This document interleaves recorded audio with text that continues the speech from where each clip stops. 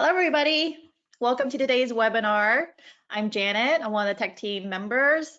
And today we have a very special webinar, benefit webinar for the American Cancer Society, where 100% of your webinar fee is going to that. So while we're waiting for people to arrive right now, we're going to start a little meet and greet, virtually, that is. So we're here, Lisa's here, and we're all here just hanging out. So feel free to fire up those questions. Hopefully non-photography related. We'll keep that during the webinar and at the end for Q&A. Right now, you can just ask whatever you like. And while you think of a question, I will kick it off with actually, sorry, Stacy, you're going to present the chat, correct? I'm sorry. No, that's all right. We're going to wait until 5:30 for that. So right now, let's just say hi to everybody. Kind of let us know where you're from. I'm Stacy. I handle the marketing at Tamron USA, and Lisa's here with us, and we're so glad that you could be here with us for this. So we'd love to hear where you're from and ask a couple of questions of Lisa. I love a good question, so bring it on. But yeah, as we're waiting, so we're waiting for some people to type some questions, and I'll kick it off with, what are you most looking forward to once everything is finally back to the norm, if ever? Oh my goodness. Well, I would just be looking forward to not hearing the news 24/7 talk about COVID-19. Right. But in all honesty, I'm looking forward to, some of the normalcy. I realize things are going to be a new normal, but I'm looking forward to seeing people's creativity, and I can see it even now in the different images and things that I see out there with people trying new things, and I'm helping encouraging that too and teaching some of those things. But I'm just looking forward to getting together with my friends and family and, saying hello, having a pool party, whatever it is we need to do. And just some of those things that we just have that are intangible right now, right? So those are some of my things that I'm really looking forward to. And this may sound weird, but I haven't been going to the grocery store and any of those things to expose myself to the illness, to the virus. And so I'm just looking forward to going and picking out my own broccoli and my own fruit and some things like that instead of Instacart. So although I'm very grateful for that, but anyhow, those are a couple things. Let me address some people are having some audio issues real quick. So yes, if you're having audio issues, make sure you go to your go-to control panel, right? Should be right around here somewhere. And click on the audio drop-down box and make sure your computer audio is selected. I see some couple people that can't hear right now. And actually, we have a question for you, Lisa, from Bridget. How do you stay inspired during this most unusual time? Oh my gosh, good question. So I really find for me, being very restrictive actually is a springboard for creativity. So when I have very limited resources, I find that that is really what makes me force myself to try something different.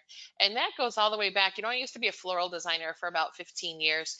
And it was times when the cooler was almost empty. It's 5 o'clock on a Friday and somebody comes in and wants some arrangement. I'm like, what can I do with the few things that I have? And I would get really creative. And that kind of thing really pushes me. So as opposed to an abundance of things, I find creativity with very few things pushes the envelope. You focus on it more, not well, maybe literally, but you spend more time mulling about, what you can do with that object or what you can do with that scene or flower or whatever it might be. And I actually really like that. It's kind of fun when you work with very few things. So luckily that doesn't take many resources. So that's my inspiration for doing it, photography in this crazy environment that we have. It was a really good question, by the way. Yeah, definitely. I'm going to say hello. Oh, Sarah Strick is on with us. Hi, Sarah. Hey, Sarah. I love it. Hi, Sarah. Let's see where people are from here. We got some David from Philly, another Lisa or Diane Beck from Gainesville, Maui. Welcome, Maui. Nice. Yeah, New Jersey, Chicago in the house. Let's see, where else? Here's me while everyone's chiming in where you're all from. There's where I'm from. Oh, hi, Andrew. Andrew Martin's on here. Hello. Hey, Andrew. Boston, Florida, Jersey's in the house, Wisconsin, hello. So June Bell would like to know, is there anything you haven't done, Lisa? Oh my goodness, lots of things. And hi, June, by the way. Oh gosh, lots of things. Are photography related or otherwise? So I haven't been to Antarctica, and that's a bucket list. I hadn't until today had my image on the cover of Outdoor Photographer, but that changed today. Let's see here. What else haven't I done? That's like a loaded question, my dear. Um, hmm. I have not yet caught COVID. Knock on wood. There you go. That's a good one. Those are all really good. Sometimes not doing something's a really good thing. And I've never gotten a speeding ticket. So there you go. There's 4 June. Well, we Good got question. Susan, who's right around in your neck of the woods, right in Scottsdale. She's right next to you. Hey, Susan, how are you? Let's see, as people are still thinking of a question, let me pop with my next question. Have you joined this quarantine trend of baking bread? Well, it's funny. It's a good question.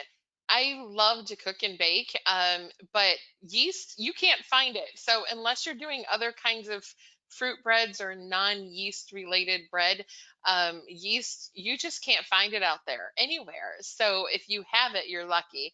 And if you don't get into the bread break. I can't talk. Let me think about that bread baking thing with coronavirus. So no, I haven't. But I've made all kinds of other things, soup and clam chowder. I love clam chowder, and gosh, I've been cooking a lot in the kitchen. I think this is the longest stint, first of all, ever in my life that I've been home, and then also that I've cooked consecutively without ever getting takeout. So all kinds of new things. Oh, here's an interesting thought. So Andrew Martin says, check your local brewery for yeast. Oh, I might just check the local brewery in general. And Get a and growler. um and June Bell says you can also try sourdough. Yes, yes, I haven't tried that yet, but I have a friend of mine who did. She's working on her starter right now. So, and a little tidbit about baking bread. Arizona doesn't have that many bread baking factories, unlike, Mm. maybe California, San Diego, or San Francisco, or other parts of the country, because our dry atmosphere and Yeah. temperatures are not very Oh, conducive to bread baking, at least on a commercial level. It's done, but it's not a hotbed of bread bakeries, just for whatever that's worth. A little trivia. So. all right. Gary Miller, he said he just baked some chocolate chip oatmeal walnut cookies out of the oven. He's pulling it out and washing it down with a beer. Oh, that's interesting. Way to go, Hopefully, Gary. is it a milk stout? Let's see. What else we got here? So, how did you get started with the cowboy photography? I didn't know Yeah. that. Oh my gosh. So that has been a Tamron. Now it has become an epic event. Apparently, we had so much fun with that. The Tamron folks came out, and then all the rest of my, you know, clients and friends came out to it. But I got started on it. It's a very interesting little story. It was something I'd always kind of wanted to do, and it was way in the back of my mind, and I didn't have the right context yet to do this. This is like 5 or 6 years ago, maybe. And I used to do photography for an arboretum called Boyce Thompson Arboretum here in Arizona. Awesome arboretum, by the way. And it's out a little bit outside of Phoenix, so about an hour outside of Phoenix. And one of the folks that worked there went to a little local restaurant. It's a very tiny, small mining town. And he sees this cowboy sitting there at the restaurant, out on the patio, boots up on the table, working on his laptop. And it was just such a juxtaposition of like old cowboy style and new technology that you got to know my friend. And he just walked right up to him and started talking. And very long story short, they had a great conversation, exchanged information, and then not too much longer later, I did a portrait photography workshop at that very same bar, which is a historic bar in Arizona. And it was a lot of fun. And we invited the cowboy in to be one of our models. And so we developed a relationship. And then I used him a few other times for some modeling things that I needed for cowboys. And I kept telling him, I said, his name is Ben. I said, Ben Mason, you and I, we have to do a workshop together someday. We got to figure this out. And he goes, well, I'll take you to some of the ranches that I cowboy at and we'll figure this out. And so one day we went to some, and I was in like four-wheel drive low in my Forerunner going through washes in the middle of nowhere. I'm like, where are you taking me to? And he took me to some really remote places you can't even imagine exist, let alone that there's a ranch there. But I couldn't figure out how to get clients there because not everybody has four-wheel drive low, right? And high clearance. So we ended up going to this ranch that was just outside of Phoenix. Amazing backdrop. Holy cow, this place is a beautiful, beautiful ranch, just a stunning location. And I met the ranch owner, who is this woman named Shelly, and she runs the entire ranch herself. Her husband's passed away. And, we slowly developed the relationship, and I told her what I'd like to do, and we got to know each other better and built up trust. And I started doing one. A few years ago just for family and friends, just like a let's try it out because there's lots of variables to this. And then it grew and grew and grew. And the Tamron folks came earlier this year, and I also did one. Speaking of Tamron tackles cancer, I did an event where I solicited nominations from either people who had cancer or have cancer or friends of those who had cancer. And I said, I'm going to give away a free seat to this workshop. Tell me a little bit about this person or yourself, and I'll do a random drawing. Well, I didn't stop at one. I ended up giving away 4 free seats because it was just fun. And we came, and as you may have read or you may know, I'm going through cancer treatment at the moment. And it was just a wonderful bonding experience. We had all women at that particular one. I do a mixed gender and then I do an all women one. And it was just a really special experience. And Tamron came along and added to that experience in so many amazing ways. And now it's kind of got this reputation. I feel like we just have to have a Tamron party. So maybe we do that in the future. We can talk. But that's how I got to know the cowboy, who then took me to the ranch, who then got me the relationship with Shelly. And that's how this all started. So it's been a wonderful journey. I really have loved that whole experience. Great. So we have, let's see who else. A lot of people are getting hungry now that we're talking about food. Right? I won't tell you about the chuck wagon food at the cowboy workshop. It is divine. Oh, let's see. Let me address some issues here. So people are trying to submit the questions and you don't see the question chat box. There should be a control panel. Either there should be like a drop down arrow for either chat or questions. Currently, I think I'm in the questions box, so you can pop that out separately. It's kind of like a messenger. Let's see, Ed, hopefully you found it. Linda, who's drinking wine and wanting to ask you a question. This is going to be a fun webinar. It's 5 o'clock there, but I'm on the West Coast, so it's not 5 o'clock yet, but. Here, but I'm liking this idea. Right now I have ice water. I need to upgrade.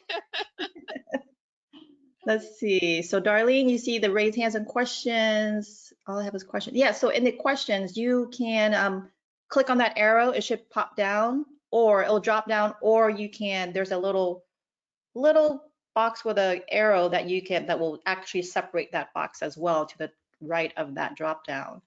Hopefully I explained that well. People having audio issues, again, make sure your computer audio is selected in the audio drop-down box. So there's not quite a question, but somebody is want to give you praise for your cover and wanted to say that you're definitely, it's an honor that that's so much that you deserve it so much. So just happiness for your cover and article. That's coming from Patricia. Thank you. Thank you, Patricia. Yeah, it was a pretty big honor, and I was excited to be approached about it, and it was just a really fun project to do. So I appreciate that. So if anybody else is out there, shout out to Outdoor Photographer. I have the cover that came out today, and there's also a feature article in there as well that I think you're going to find very interesting and very different from what you typically read. So there's a theme today with very different from what we typically do, and that's one of them. And Jan, I was just going to mention, I wonder if the audio folks would appreciate a typed response if they can't hear you about the audio issues. I don't know if that's even possible, but Well, I'm replying to some of them that are having issues. I think someone okay. just found the, I think she had minimized it, so she opened it up again. And Okay. then June Bell telling me that it's quarantine. It doesn't matter if it's 5 o'clock or not, so I should drink. Okay. We're gonna have an AA meeting after this webinar just to say. I don't know. I don't know, Stacy. Did I get the approval here? I don't know. Cameron's tackling a lot more than cancer today. Tackling Well, I don't problem know at a time. I don't know if you've heard, but so I heard the other night that Ashton Kutcher and his wife Mila Kunis, they started just from being on quarantine. They started this thing called quarantine wine, which is also a benefit, but they figured if you're drinking, you're more likely to give. So they started their own benefit Zoom drinking thing. So yeah. Oh my goodness. That's fun. Wow. There is some creativity out there, I've got to say, in this, Zoom world and, webinar world. There has been some, for better or worse, but there's been some creative approaches to all of this that we can certainly appreciate anyway. Let's see. So going back to questions, somebody asked where, when, like something about your cover. Where and when would that be available, I believe? So Outdoor Photographer magazine, and normally you would get a print issue right at the bookstores or magazine store or grocery store, or your subscription. But this, from what I understand, is the first month where they are digital only. I believe that's part of the COVID situation, but I'm not 100% sure. But it came out today in digital format, so you can go over to outdoorphotographer.com and you can subscribe and get the issue today. If you only want to get a back issue of it, I think you have to wait a little while before that comes out. I'm not 100% sure. I don't work for Outdoor Photographer. I just wrote the article. But yes, you can go ahead and get that issue today. And I have the cover, but there's also a feature article in there as well about nature photography and art and fine art and decorating in your homes and the whole kind of genre that is sort of my thing, if you will. So you can read a lot more about that. And by the way, I recently did a webinar with Tamron on high key photography. I don't know if that's published somewhere or not now for the public. You just did. Yes. Okay, you just did. So that ties into it as well. So so go and pay attention to that, and that will tie in with that article. Great. Let's see here. Who else is anyone else? I think most people have found the audios. Let's see. Will you have some field trips this year coming from Linda? Oh, good question, Linda. Well, I do have some currently scheduled in August for my hummingbirds. That one is sold out at the moment, but we're watching COVID. I've had to postpone several events, in Alaska and my spring hummingbird photography workshop here in Arizona. So it remains to be seen, a lot of options on the table. I'm not sure they're going to happen in their traditional sense until later on in the year or maybe next year. I also am working on potentially some small group things, some things that we can do individually, and even some things, and I've been teaching dozens and dozens of webinars live, and you can find out more about those on my website. I have a little section that says webinars and tutorials, and I do live webinars all the time, and they're very instruction based. So it's not just like, hey, here's some pretty pictures. It's very much a learning experience if you do those. But the on-site workshops, I'm just kind of keeping a cautious eye to COVID and seeing how things are. Arizona just opened its restaurants and bars yesterday. We'll see how things go with that and what shall happen. My priority is safety for everybody, so I want to make sure that we do it in a respectful way with this virus. Yeah, same here. We're in stage here in California, Los Angeles. We're in stage 2 of our 5-stage reopening process. So slowly but surely. Yeah, I think that's the approach for the moment. So we'll see. Jay is giving you praise for he was at the high key webinar and he thought it was outstanding. Oh, thank you, Jay. Good to see you. I can't literally see you, but hello. know exactly who you are, and it's good to see your name. I'm glad you joined today. Yes, Jay Richard. Let's see. Yes, for people who are asking, yes, this is being recorded. You will get a link following the webinar if you're having still having audio and video issues. Yeah, someone just asked again. Hey, Bob. Bob Sims is on. Hey, Hey, Bob, Bob. I heard about you. Good thing. So Bob does have a question for you. Okay. What is the biggest difference for you as a teacher slash presenter between in-person and online webinar format? Oh, good question. So I'm a person who uses animation. You'll probably see some of that today, right? Talking with the hands. But I think for me, it, I'm always a person who wants to engage a lot with the audience, and this is true in, in-person presentations and workshops too. That's a barrier, right? With this, with being able to reach out. So in my webinars, I do a lot of things to build in interactive activities in the webinars. And this webinar has some of that today too, but I generally try in my teaching webinars to be very interactive. I used to be a psychologist that worked for 20 years with kids with disabilities. And I learned a lot of things about how to teach kids who have learning challenges. And the surprising, not so surprising thing is that this applies to adults and children in general. So I try to build in those things for learning and do a lot of interaction. But what I find is that I need to be even more present and animated and upbeat and those kinds of things, because people will lose their focus in just a few moments. We've got phones and things digging and all of that. So I try really hard to not give a boring webinar. You will not see the same old stuff with me. So, but it takes a lot of work to develop that content. Yes, and oh gosh, more people are giving you praise for the high key. They're very into it and love it. Thank you. Coming from, It's one of my coming from Chuck Milber, thank you. Hey, Chuck. Hello. Hello in Florida. Thank you for Uh, joining. and again, Bill Chambers, no question, but watch your high key webinar and really enjoyed it. He said he went out last week for the first time with the express purpose of high key shooting and had a Oh, great time doing so. that Yes, is so he processed high key images before, but had never gone out in the field for the express purpose before. But thank you. You're welcome. And if you want to do a live class with me, where it's interactive and I'm talking with you and so forth, go to my website and you can register for that. They're only $15, really inexpensive, for about 90 minutes, 2 hours of really engaging instruction. And I teach you a lot about settings and all of those things. It's a very fun way to photograph, and it's one of my most favorite ways to photograph. And you get a lot of really cool results. And what I love about it is you can use really crappy light and you can get some great stuff. So you don't have to wait for that magic hour in the morning or evening. You can shoot in really ugly light and get some great stuff. So anyway, Yeah, so you just went over what high key is, which Susan just asked. And you can ask Lisa more about it or attend one of her high key workshops. yeah, and just a quick note, high key photography is it's a style of photography that came originally around during the early film days, because cameras didn't have the ability to capture that dynamic range that we can do so much better today. So the really darks to the really light tones.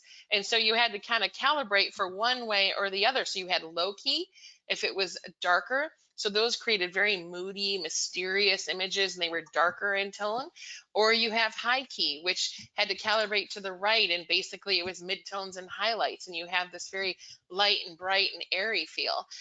So I do both, but the class that I'm teaching and have taught is on high key photography. And that's also some of the things that I talk about in the Outdoor Photography magazine article. So anyway, lots of stuff you can take a look at. Definitely. So well, a lot of now everybody wants to know about the whole high key, like all that stuff. But so we're trying to keep this not photo related.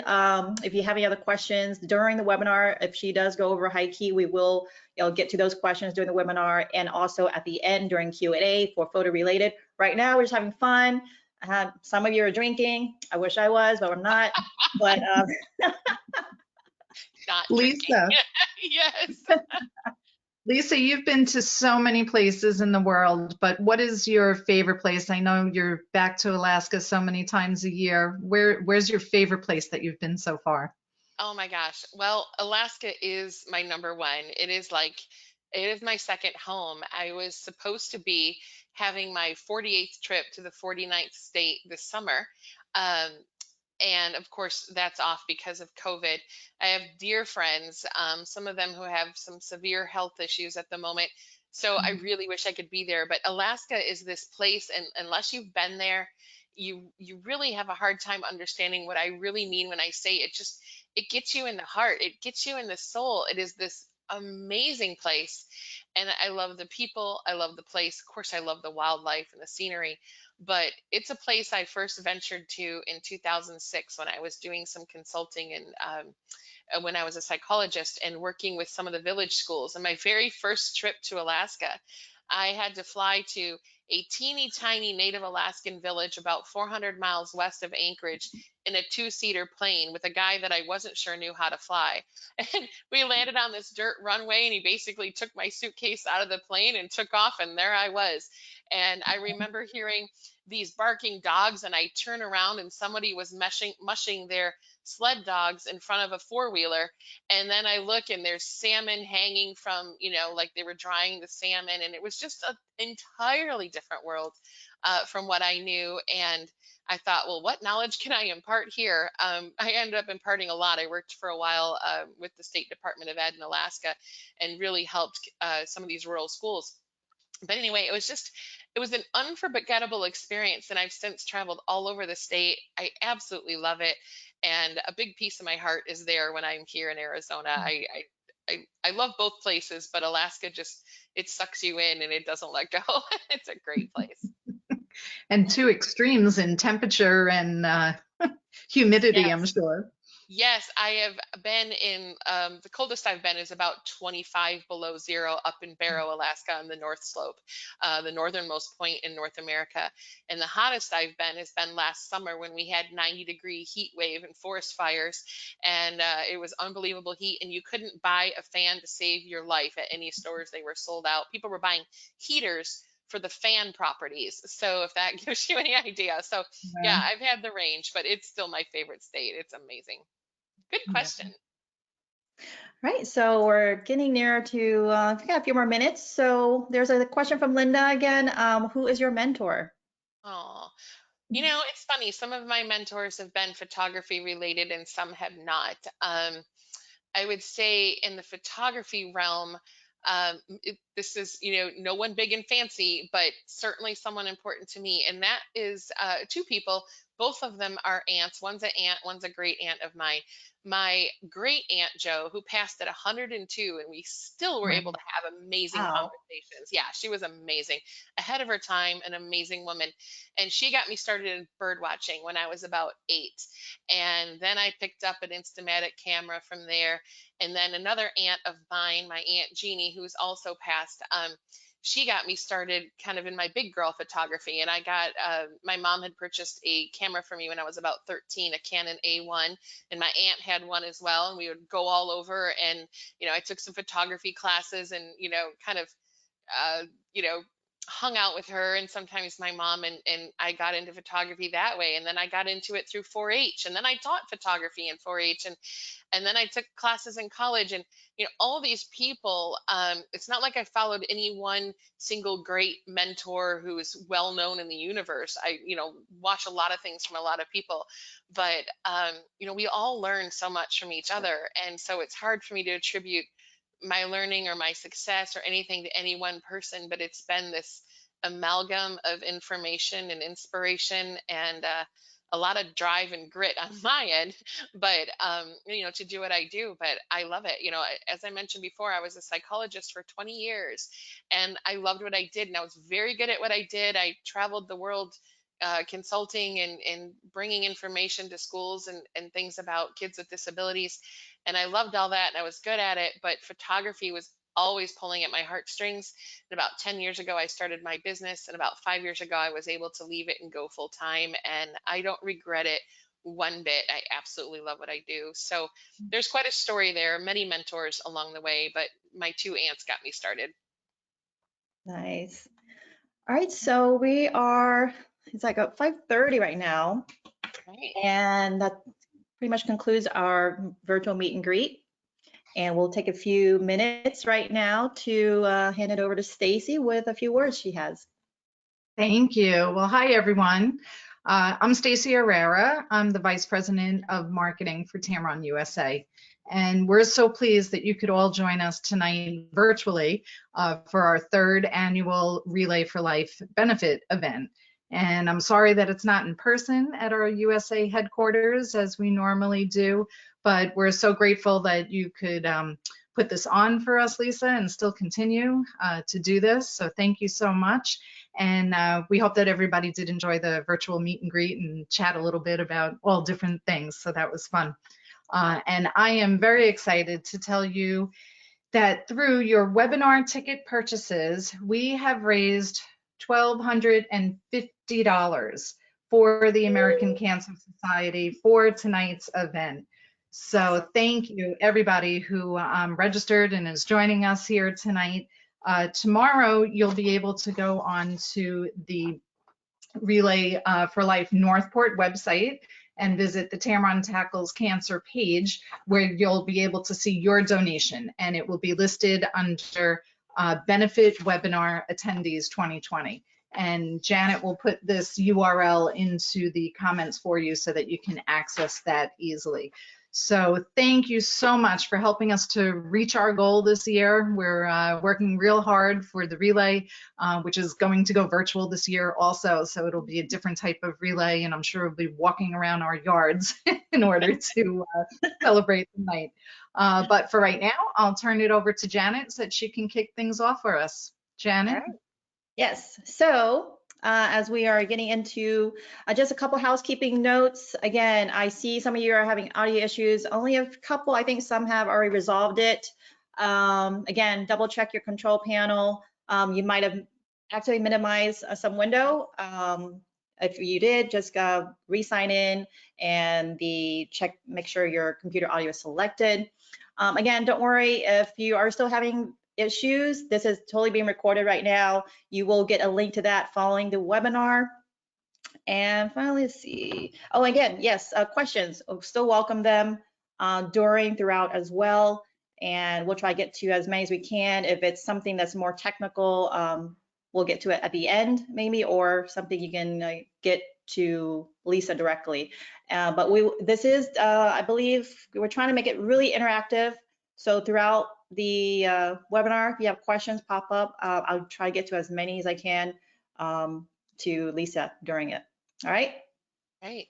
Without further delay, there you go, Lisa.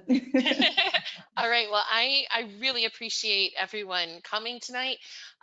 Just as a little bit of backstory, you know, this cause is personal for me. I was diagnosed with cancer last July of 2019, and I have been through, it was uterine cancer. I have been through chemotherapy, 3 surgeries, radiation, and you know the fight continues. And so I really appreciate your donations and your support. There's been so many supportive people out there. These donations really do help, and especially now with, you know, cancer patients and some of the surgeries and treatments and things that they need, and not everybody may have money for it. The research is always really, really important. So just know that I'm not doing this just because I want to be nice. This is super meaningful to me as well, and 100% of your donations go to Relay for Life by the American Cancer Society. So thank you so much for doing this. And thanks Tamron as well for doing this and hosting this. It is my pleasure to be here today. So I want to take you on a little bit of a journey, this bigger picture that I want to talk about.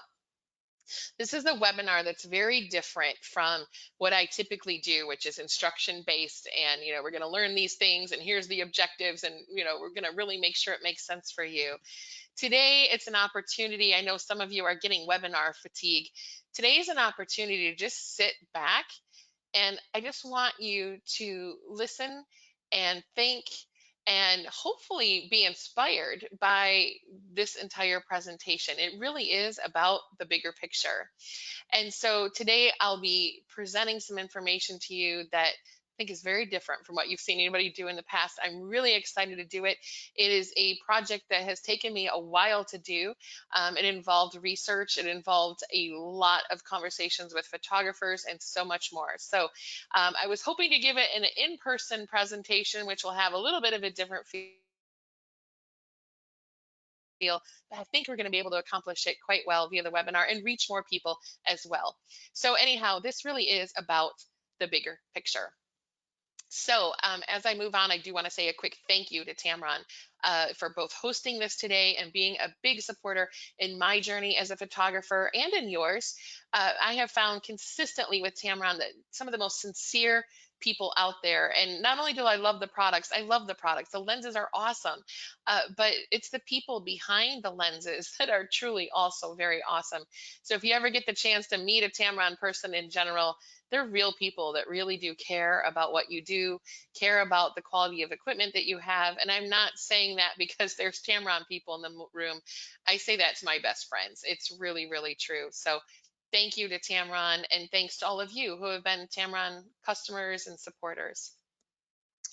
All right, so a great filmmaker tells a powerful story in about 158,400 sequential frames. But a great photographer does it in one. And we're going to start out talking tonight about photography and about what is a photograph. And so this is going to be a real journey for you about that very process. So all of these things that we do, these photographs that we take, all of the things that we go out and shoot every single day, hopefully every single day, whenever your next opportunity is, why do we do it? What is this all about? What is the purpose of all of this? And I really want to get at the heart of some of this today as we talk about it. So we really need to start out with the photograph being an important part of this process.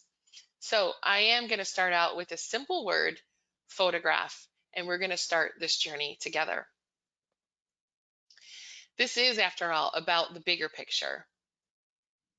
And so for me, photography is a journey. It has been a journey since age 8, as I talked about in the pre-conference discussion about, learning about photography and learning about the things that enable me to take photographs, whether it's the camera, the equipment, the gear, the animals, the flowers, what have you. It really is a journey, and I want to be keeping that in the forefront of our mind as I give this presentation today. So we're going to start out with a little history lesson about a photograph. And so we're going to go back in time a little bit with this, and we're going to go back to this image here. And if you've not yet seen this image before, this image is titled View from the Window at Langell, and this was shot in 1826 or thereabouts. It's the first known photograph ever. So in this particular image today, I love that in 1826, this was what we could do. And then here we are now in the present. And this is an image I shot with my cell phone and processed. So we're walking around with these little tiny gadgets, and you all have them. And then I can make these really fun interpretations. So this is a tiny planet done with an iPhone in Tempe, Arizona, of the Salt River and the buildings and things nearby. I mean, how far we have come from this to this in such a simple device, right? So that's where we're starting back in 1826. But if we take a journey a little further down, now we're in 1838, so just a decade or so later. And this is Boulevard du Temple, and this was shot, if you've ever heard of the daguerreotype photography, Louis, I can never pronounce this, Daguerre, I should say that more often. But this was the first image that we know that he had shot in this camera that survived. And I love that there's this guy getting a shoe shine. Everybody else has disappeared in this image because the exposures took so long to keep that shutter open, so to speak, that people were walking and they just disappeared. They turned into ghosts in the image. But this guy stayed because he'd been standing in one place long enough to make the image. And then today, talk about simple photography. I can go shoot this out my hotel window. And this is at San Francisco at dusk, and we can get some great stuff even through glass. So I'm presenting very simple images here to show what we do that's somewhat cavalier now took great effort a decade and a half ago. And then here we go. We have this one in 1860, and it's Boston as the eagle and wild goose see it. And it's the first aerial image, and it was taken from a hot air balloon. And I used to crew hot air balloon, and it was quite an amazing ride. I can't imagine what it would have been to see that view for the first time in that balloon, and then also to take a photograph in a moving balloon over the area. So there's Boston in 1860, James Wallace Black. Today, we can take aerial images from space, right? This is the New England bomb cycle. I'm sure those of you in New York, Tamron folks, you remember this from 2019. This is a shot from NASA that was taken from space. So how far have we come in this time? We have the first color photograph in 1861. I was so surprised to see that it was that long ago when I was first doing my research. And James Clerk Maxwell shot this. And yet today we can take colorful images of balloons. Here we are with the hot air balloon theme again, without even thinking twice. I mean, a simple exposure, a simple click, and we've got some really cool images. But it was almost 150 years ago, maybe a little more, when we got our first color photograph. So here we are with the first lightning photograph. And I would have thought, if you would have asked me before I did my research when this would have been taken, the first lightning photograph, I would have certainly thought it was maybe in the mid 1900s. But no, it was 1882 by William Jennings, and that was the image. I know plenty of us are trying to take lightning and we can't get images that good now, right? It's a difficult genre of photography. But today I can walk out and I can do this even without lightning triggers. This was a handheld shot without a lightning trigger, using some other, I call it poor man's lightning trigger. When you're in a situation, you don't have your real lightning triggers with you, you can still get some dramatic photography. So much simpler today. It's so many more choices than we had back in the day in 1882.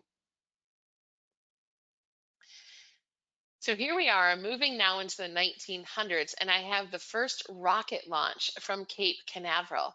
And I love this picture. We've got all these folks with all this amazing and heavy gear, and I'll blow it up a little bit so you can see all of the things that they're doing to capture that rocket launch. What an amazing shot this is. And yet today, talk about funny stories in photography. I'm on Merritt Island and I'm photographing, this was in 2018, I'm photographing a rare bird that was in the swamp on Merritt Island. And I'm hearing this loud noise behind me, but I'm so focused in on the bird and trying to get the right shot, the right action, the right light, the right focus, the right exposure, that I'm trying to ignore this thing that's getting ever louder and louder. And I'm thinking, oh, it must be a plane. And then I'm like, why would a plane be so low over here? There's no airport near here. I finally turn around and I promised myself I was going to stay focused on the bird, but I finally turn around to see this happen. And there was a rocket launch right behind me. And leave it to me to be the one time where I overruled my ADHD like behavior of wanting to look at everything going on. But I did quickly capture this with my cell phone. And so, we go from this elaborate scene here to being able to document these things on a cell phone. It's amazing to me how much how far we have come. So, keeping going with that, we've had 193 years from that first photograph that I showed you until today. And we keep going, right? And we have photos, we've brought them all the way through from the 1800s all the way through into the 1900s and on to today. And our photography has evolved so much over that time that I can shoot this scene with a cell phone that would take much more equipment to do back in the day.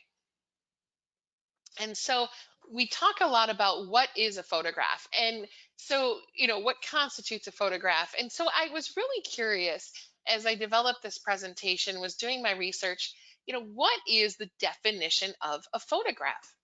And so I started my research and I came up with a few things. I first went to yourdictionary.com. I thought, okay, well, that sounds like a good place to start.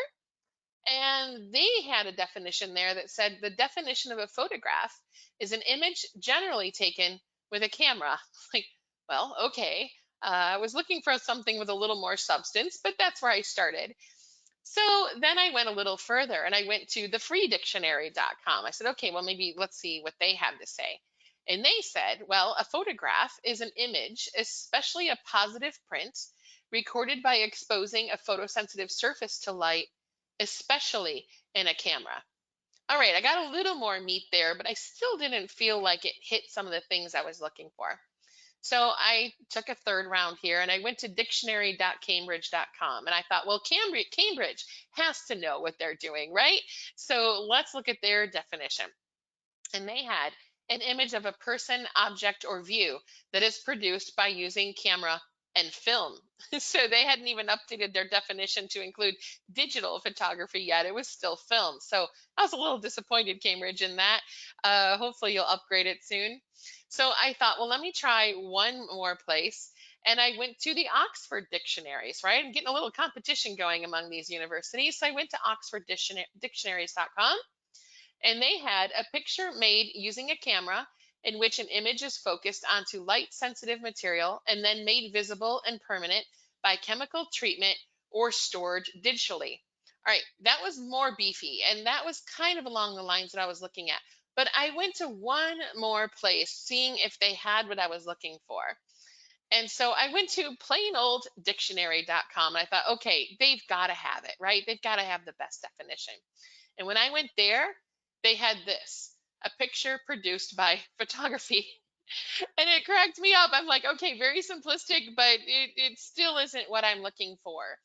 And so I looked at all these definitions and I looked at there was something very specific missing. And I'm curious, before I get into that very specific thing, what you think it is. So go ahead and type in the chat window if you can what you think is missing, and I'll try to keep my eye on it. I've got two monitors over here, but what do you think is missing in those definitions?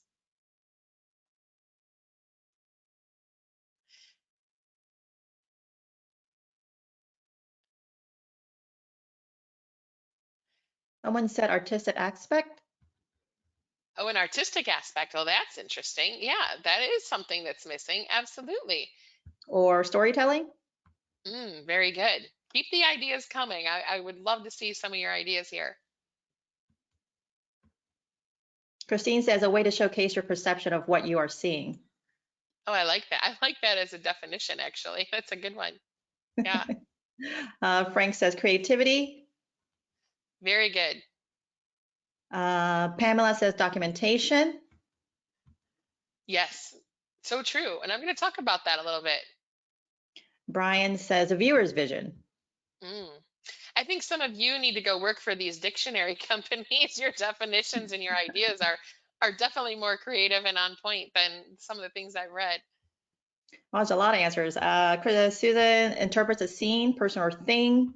David says the eye of the beholder. Darcy says person taking a picture.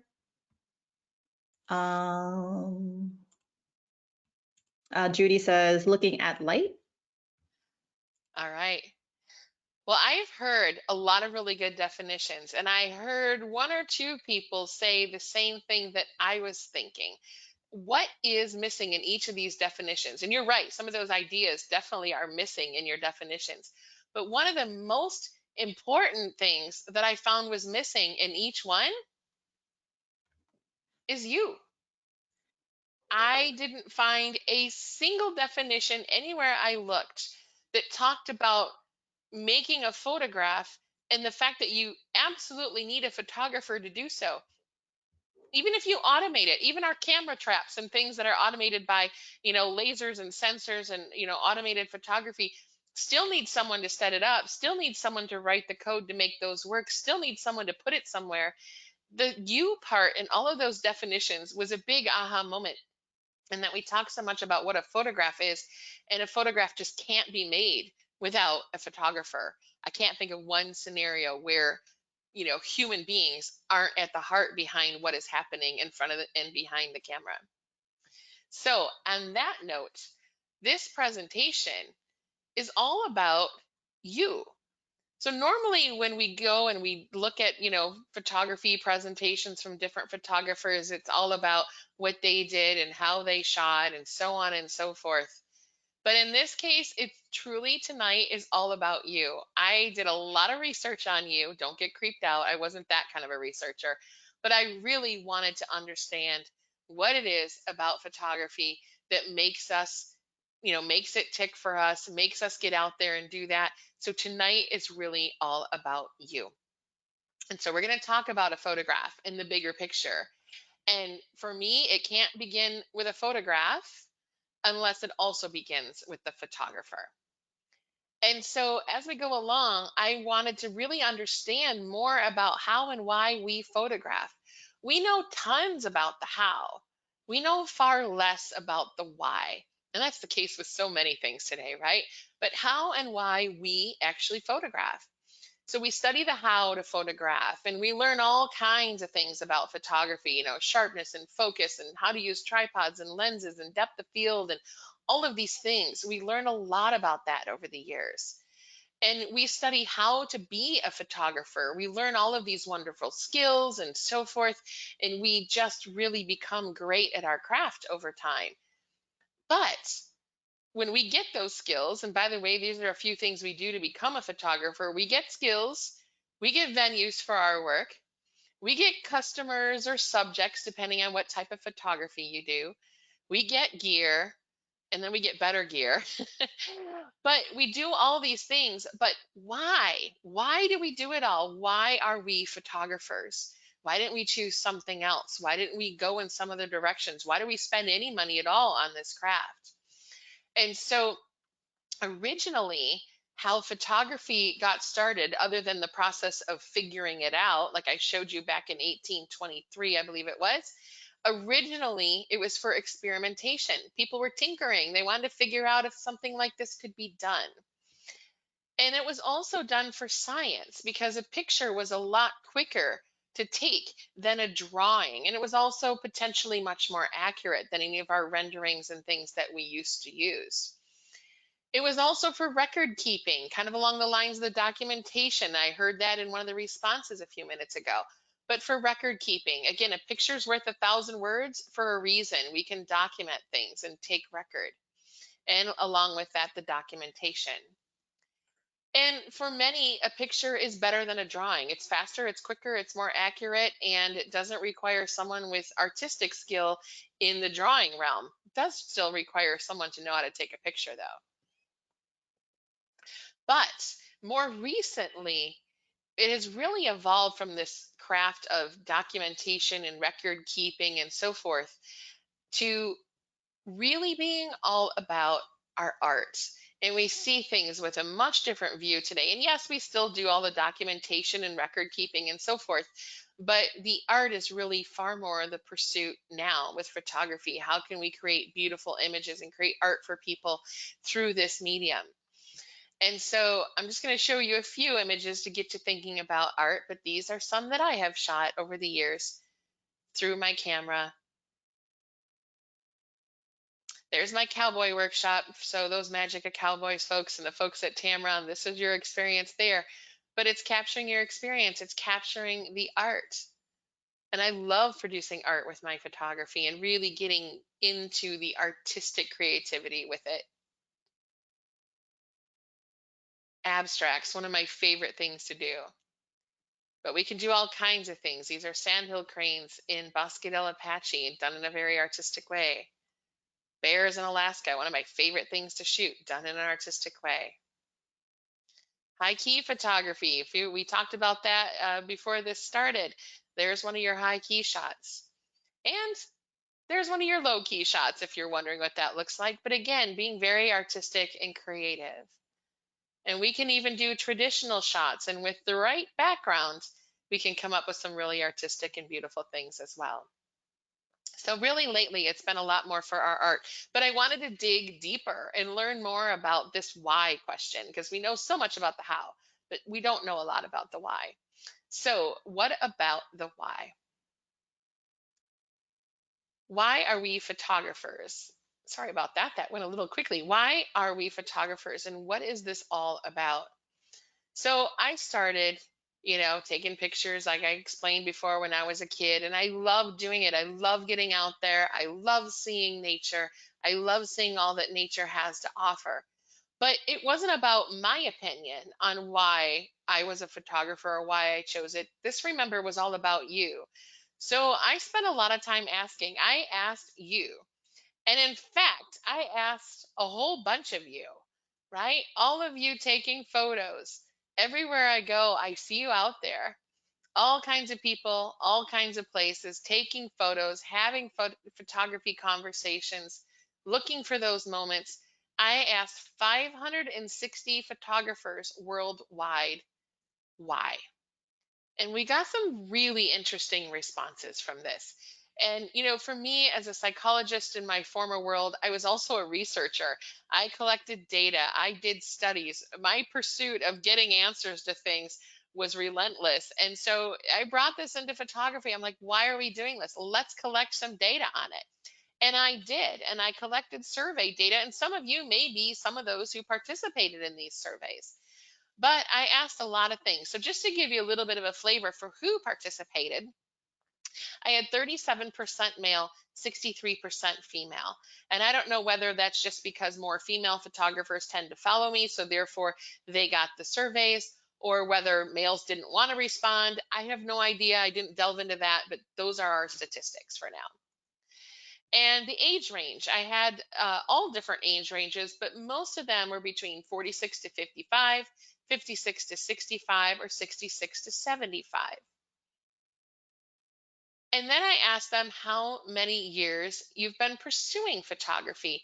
And this was really interesting. We had quite the spectrum of folks from 1 to 3 years, all the way up to 31 years. And believe it or not, this kind of shocked me. I'm included in that group. Yeah, I'm thinking, oh, I'm not old enough to be included in that group, but yes, I am. I started when I was 8 years old. I'm 48 now. So I've been doing this for 40 years, which is unbelievable.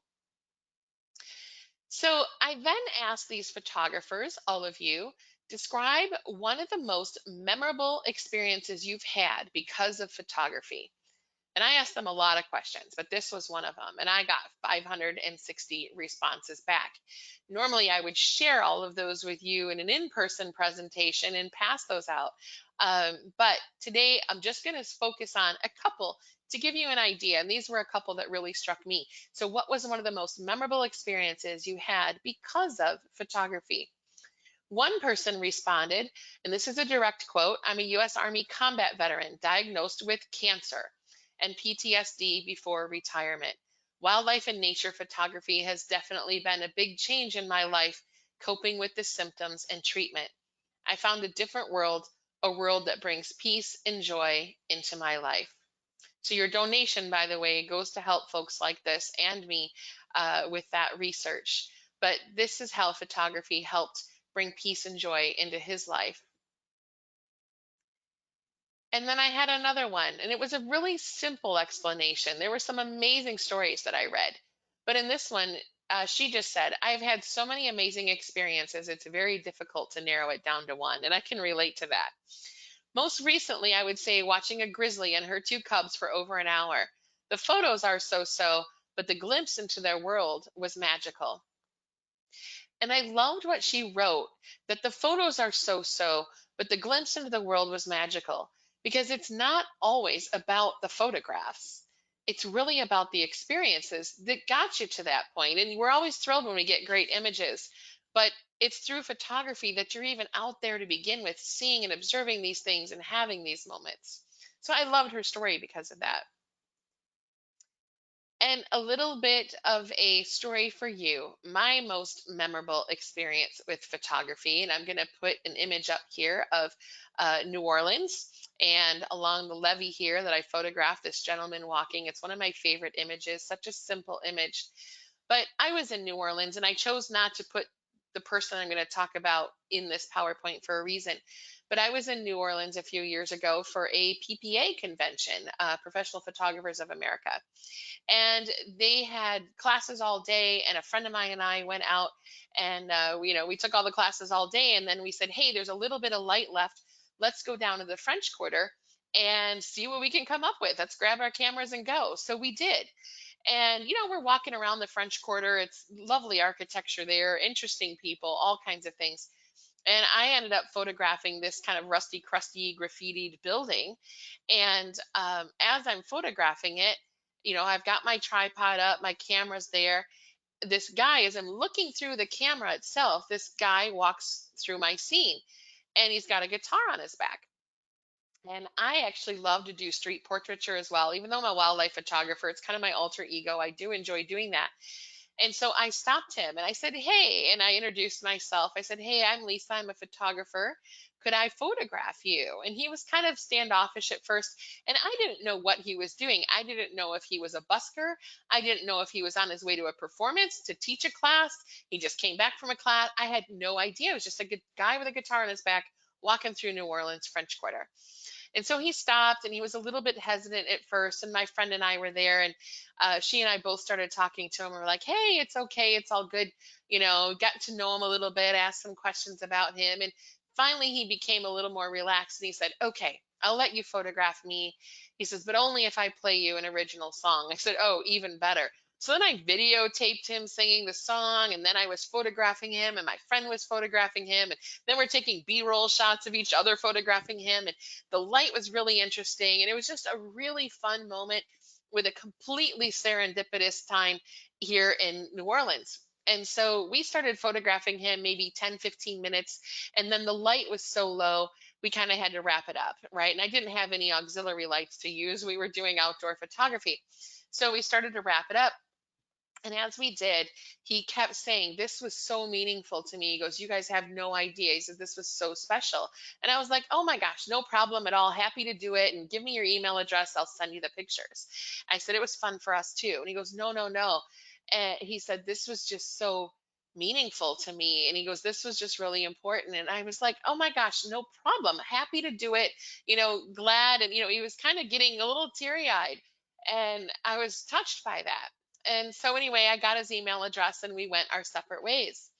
So fast forward the end of the conference now, a few days later, and my friend and I decide to go out early in the morning before most of the people are in the French Quarter, and we'll catch the morning light, and then we'll go on and catch our flights home. So we did, and as we're out there shooting, I see this guy again. And he comes up to us and he's like, Lisa, Georgia. I said, hey, good to see you again. And he started to tear up once again. And I was a little suspicious. I'm like, I didn't know where it was going to go.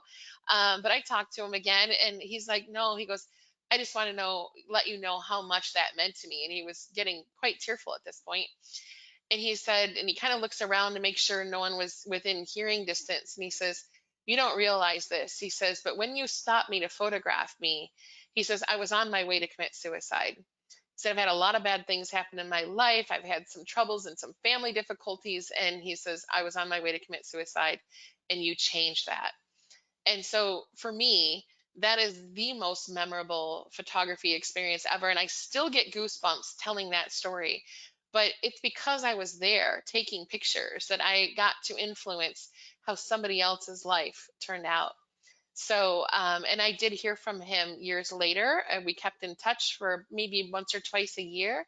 And he was living in California and doing quite well. And then here's where your pictures come into play again. I got a random email from a family member this past summer.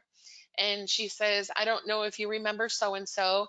She says, do you have any more images of him? I found some things on your website and heard about you and that you photographed him. And she said, he was struck by a car and killed. And I would love to have some images. We don't have that many of him for his memorial service. So I pulled up my archives and processed tons of images of him and gave them to him as part of their memorial. So I got to contribute again to this person's life and his family.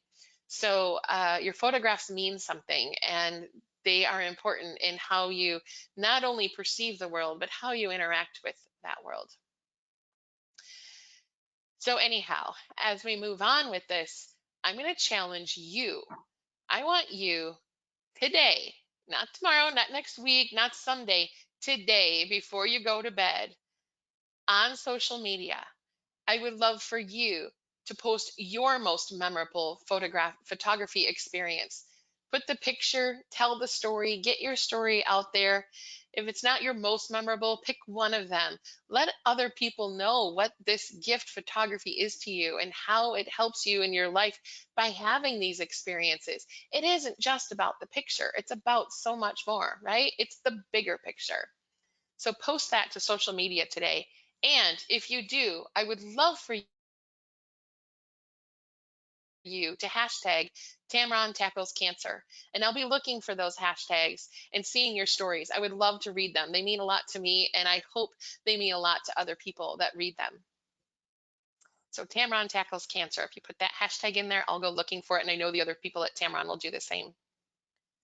Just want to chime Okay. in, Lisa. Yes. So yes, that story was great. Get a little teary. So Marge says big wow, Yeah. and she's not crying.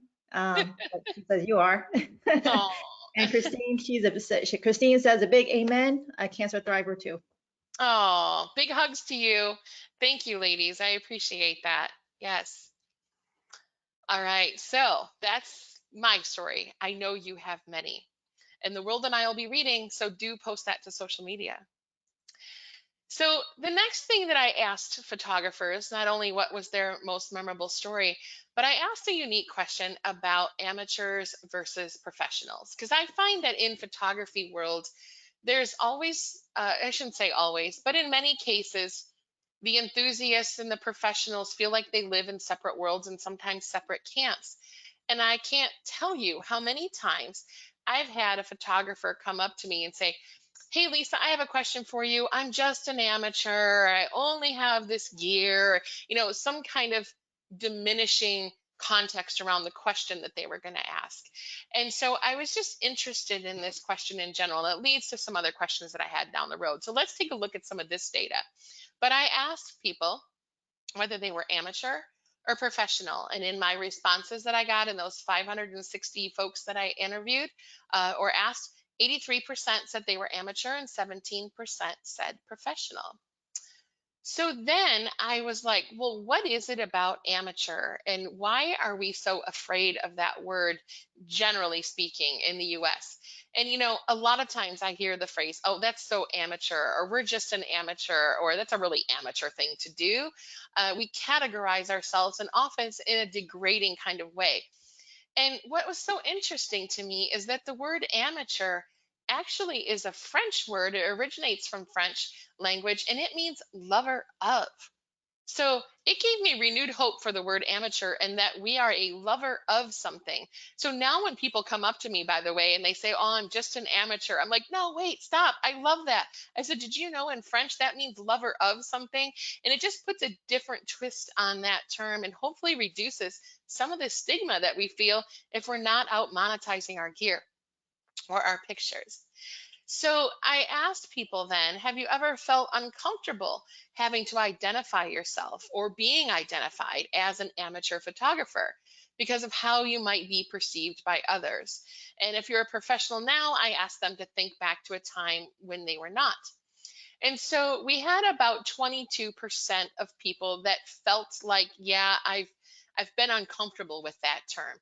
I mean, certainly not the majority, but enough that it really was surprising to me that being a lover of something, when you understand the French terms, actually kind of made people uncomfortable. That term amateur didn't fit well with people, and I don't find that in many other types of professions. But for some reason, photography, this stigma of being an amateur or a professional and kind of what that means and what that's perceived as really holds strong in photography. So I asked a little more. And I asked the most accurate reason for identifying as an amateur photographer. And this next few slides really gave me some interesting perspectives. Um, So you can't read the whole question here, so I put them at the bottom. So the response was, photography does not generate a significant source of income for me. So 31% of the people identified as being an amateur simply because they weren't making enough money that they felt they were qualifying as a professional.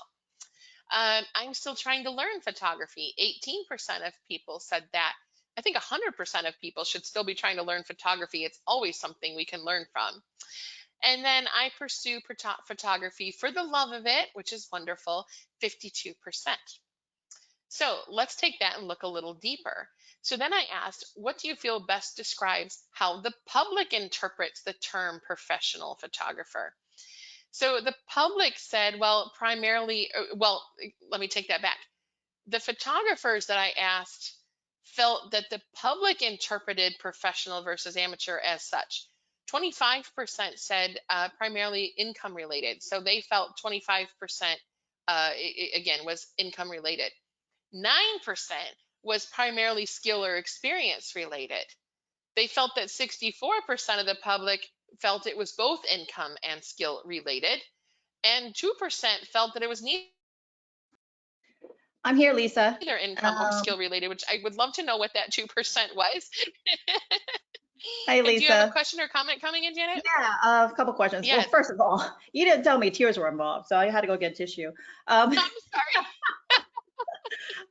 So going back to you said to tag the social media, any particular social media platform to post them to? I personally primarily use Instagram and Facebook. So if you tag those there, go for it. But if you use something else, I mean, there's more than just me in the room going to be looking at this. Others may look at it as well. So use that hashtag wherever you post your story and let people discover it. But I primarily focus on Instagram and Facebook. But thanks for asking. Sure. And then going back to this, so Susan says she doesn't feel like she can attach photographer to the name yet. She's not even an amateur, so she's just a student. Any Hey, thoughts to that? and I think you said her name was Susan. Susan, Yes. if you're learning photography and you love it, then you're an amateur, right? I think in a lot of ways we all are. We're all learning photography. We all hopefully love it or are learning to love it. So, and don't not call yourself a photographer. I realize there's a definition of, in the clinical sense, like you're a photographer as a profession, just like you're a doctor or you're a lawyer or anything else. But if you're taking picture, a person who is taking pictures is a photographer, that by simplest definition. And I need to add that to this presentation now too. But by all means, welcome to the group, my dear. And I love that you're a student learning. We should all be students. So welcome aboard. Glad to have you. And when Christine calls herself a competitive amateur, LOL. I love And Jeffrey says for professional failure is not an option or will have adverse consequences. And what was the question again, Janet, or what was the comment from Jeffrey? He said for a professional, failure is not an option or will have adverse consequences. That is so true. I think you really, and that's a whole other topic, but you know, being a professional often means you don't get to photograph nearly as much, and you are a driving force of one in making things happen. Granted, you may have staff or employees or contractors, but it is a full-time job to do this. It's a very competitive business, and I've been lucky that I've been successful with it, but it's been a lot of hard work as well. And yeah, failure is not an option. I heard something just yesterday and something completely irrelevant that I was watching, and they said, if you have a plan B, your plan A won't ever work. In other words, you really have to go at it with all your heart, because if you know you have something to fall back on, you never pursue it with the passion and the intensity that you need to. And I thought that was a really interesting perspective. Yeah. So yeah. So Susan says thank you very much. You're welcome. You're welcome. Thanks, all of you. Yep. So I found. Oh, was that it, Janet? Yes. Okay. Yes. Sorry. Awesome. So I found this interesting, this neither income nor skill related. I'm not sure what it is at that point. But anyway, interesting data on that. So then I asked, indicate the most accurate reason for self-identifying as a professional photographer, right? I did amateur a minute ago, now professional. And I broke it into several different categories. And so I make fewer than $5,000 annually, 11%. You can kind of see the breakdown here. I make $40,000 plus 7%. I have excellent skills. That's what this was. So some people didn't define it by income at all. It was skill based. And then there was other, which was 37%. And I would love to know what this 37% was. I don't know why I have 61%. So sorry about that. That is a type. Oh, there we go. Whoops. Sorry about that. So 39% here, that's what it was. And I just didn't skip ahead fast enough. So of all these people, this constitutes 39% of people that said they were a professional due to income, and 61% said it was due to something else. So that was just interesting data. I don't even know what to make of that yet. I don't have enough details, so maybe there's a study number 2 coming down the road, but just interesting perspectives here. And I just put this writing in here since you can't see it, but it was, I have excellent skills, but have not focused on generating income from photography. About a quarter of people said that, but still define themselves as professional because of their skill level. And so here then are some interactions I've heard from amateurs in the field. And if you're wondering what this is from a photography workshop I did in Alaska, where everybody was especially goofy and fun, and they were all doing long lens selfies. So anyway, it was just a fun scene. But here are interactions from amateurs I've heard in the field. And so some of you have told me, I'm sorry, I'm not a pro, but could you, and it might be help me do something, learn something, explain something, whatever that is, apologizing for amateur status when remember, amateur is lover of something. So never apologize for that. Be proud of that. I'm just an amateur, as if that isn't enough. I think that's beautiful, and that can be plenty. And yes, I know I do my photography as a business now. I just loved it to that point that I really wanted to do that. But it doesn't mean I'm not still an amateur in so many ways of learning and discovering techniques and things over time. That's what we all do. And we should be a lover of something, even if we make money at it as well. I'm sorry to bug you. I'm just a newbie. There's another one that I hear quite a bit. And, that's okay. You shouldn't just be a newbie. You are entering into a whole new realm of a lot of really fun stuff. Shouldn't be something that you have to apologize for.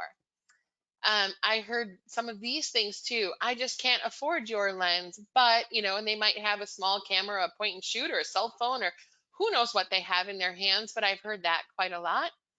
And I've heard, yeah, but I can't buy a better camera right now. And so here's me. I could care less what you shoot with. If you're happy and you're having fun with it and you're learning something and you're out there enjoying life, whether it's in isolation right now or not, that's good. I never judge people by what equipment they have or don't have, and nor should anybody else. And we're going to talk about that in a little bit. I have to sell my work before I can get better gear. So this was an interesting thing among, the amateurs and professionals, but the amateurs were the ones that mostly have told me this. And I thought, there's an interesting statement. So then I kind of looked at this overall about the stigma versus the status of folks, and where there's stigma and status, and professionals seem to have this status and this amateur seems to have this stigma, and that bugged me. It also kind of creates this classist dichotomy in photography, and I go back to telling you that story about the gentleman who ended up not committing suicide because I was there taking a picture. Do you think he cared whether I was amateur or professional? I just took an interest in him and an interest in my photography, and some really amazing things happened. Yet we do sometimes get this classist dichotomy going. And then we feel a lot about our insecurities and inaptitudes. And I'll say this, whether or not we're professionals or amateurs, those things creep up. That creeps up for any of us, any entrepreneur. We have insecurities and worry about ineptitude. Some people overcompensate for that, and that's another issue, but they're always going to be there. And we have this perception of inferiority versus superiority, and that plays into it as well. I'm going to come back to this a little bit more here in a minute. But many of us in this amateur versus professional, and I took that quote from a few minutes ago of, I have to sell my photos before I can get better gear. Many of us feel that pressure to monetize our craft. And it comes up in the conversations. Oh, do you sell your work? Oh, you hear that in the field over and over and over again. And, you feel this sort of pressure of saying something. And if you say no, then you feel like people are looking at you going, oh, well, then you must not have good enough work. When that may not be the case at all. So the pressure, though, to get an ROI from our gear is significant. And so I started to kind of look at this, and it's practically a public expectation when you go out there anymore. How do you do your photography? Do you sell it? And it's always this sort of question series that comes up, and it's to evaluate who you are and where you're at in this, mystical ranking system that people have in their head. So it got me thinking, all right, what about the monetization? And so here's Santa Claus on his Harley. I realized that photography is a very unique thing that we love, where there's an expectation in many cases to monetize it. I don't know of one person that goes and buys a Harley for a lot more money than you can go and buy a camera. And yet no one expects that person to monetize it, right? They don't expect you, oh, are you going to give tours now? Are you going to give rides? How much are you going to charge for your rides? Oh, do you have a business? No, they just see weekenders going around down these great roads and riding their bike and having a good old time. There's not this expectation to monetize your Harley. There's not an expectation to monetize your boats. And I don't know how many people have a boat out there. I grew up in Michigan, and this is actually my dad's boat, one of the boats he restored. He restores antique boats. He's not looking to make money monetizing, his boat rides. He just wants to go out and have a good time, as do we all, right? Or our aircraft. How many of you are private pilots and you like to go and take a joyride on the weekends or fly to somewhere cool? Nobody's asking you to go and give lessons or fly your plane for money. It's just not there. And I camp on the weekends when I can. Nobody's asking me to go rent out my camper as an Airbnb. Well, you better make money off of that little camper of yours. Nobody does it. And so all these wonderful hobbies and interests that we have, gardening, and I mean it goes on, crafts, needlepoint, whatever you do, nobody is expecting you to go and make money. Yet photography, it seems to be the main thing people talk about when they get to know you. Oh, are you professional? Oh, do you sell your images? Oh, all these things. So again, amateur, being lover of something, it's a really important thing to be thinking about what I love versus whether or not I can monetize it. It brings an entirely different perspective to your photography. And so I asked people, have you ever been talked down to, subjected to unsolicited criticism, rudeness, etc., pertaining to your photography, gear, technique, status, and so forth? So I asked these people, and yes, a number of them have, and I'll show you some data from that in a minute. But here's my response to that.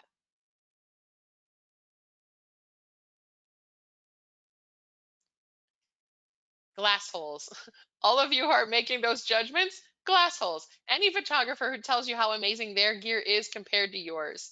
And this is kind of how I see it. And so often in the field, I get, what lens are you using? Of course, I'm using my Tamron 150 to 600, but people judge by your lenses as well. And Janet, are there some comments or laughter coming in through the chat room?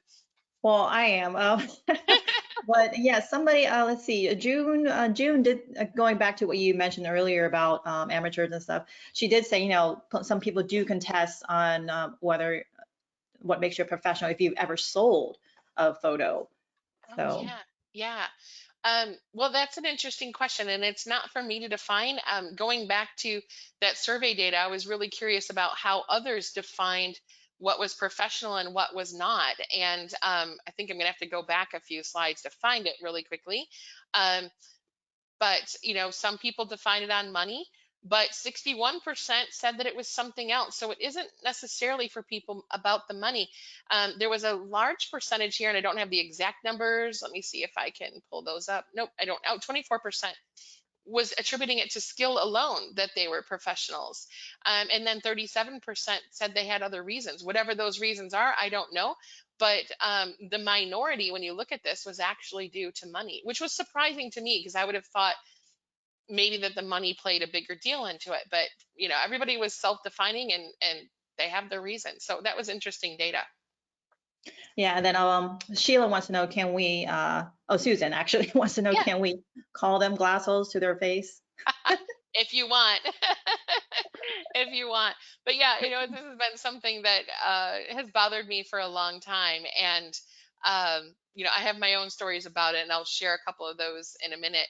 But yeah, this idea that there's a percentage of the population that condescends, others are out in the field enjoying the very same craft they are, It bugs me.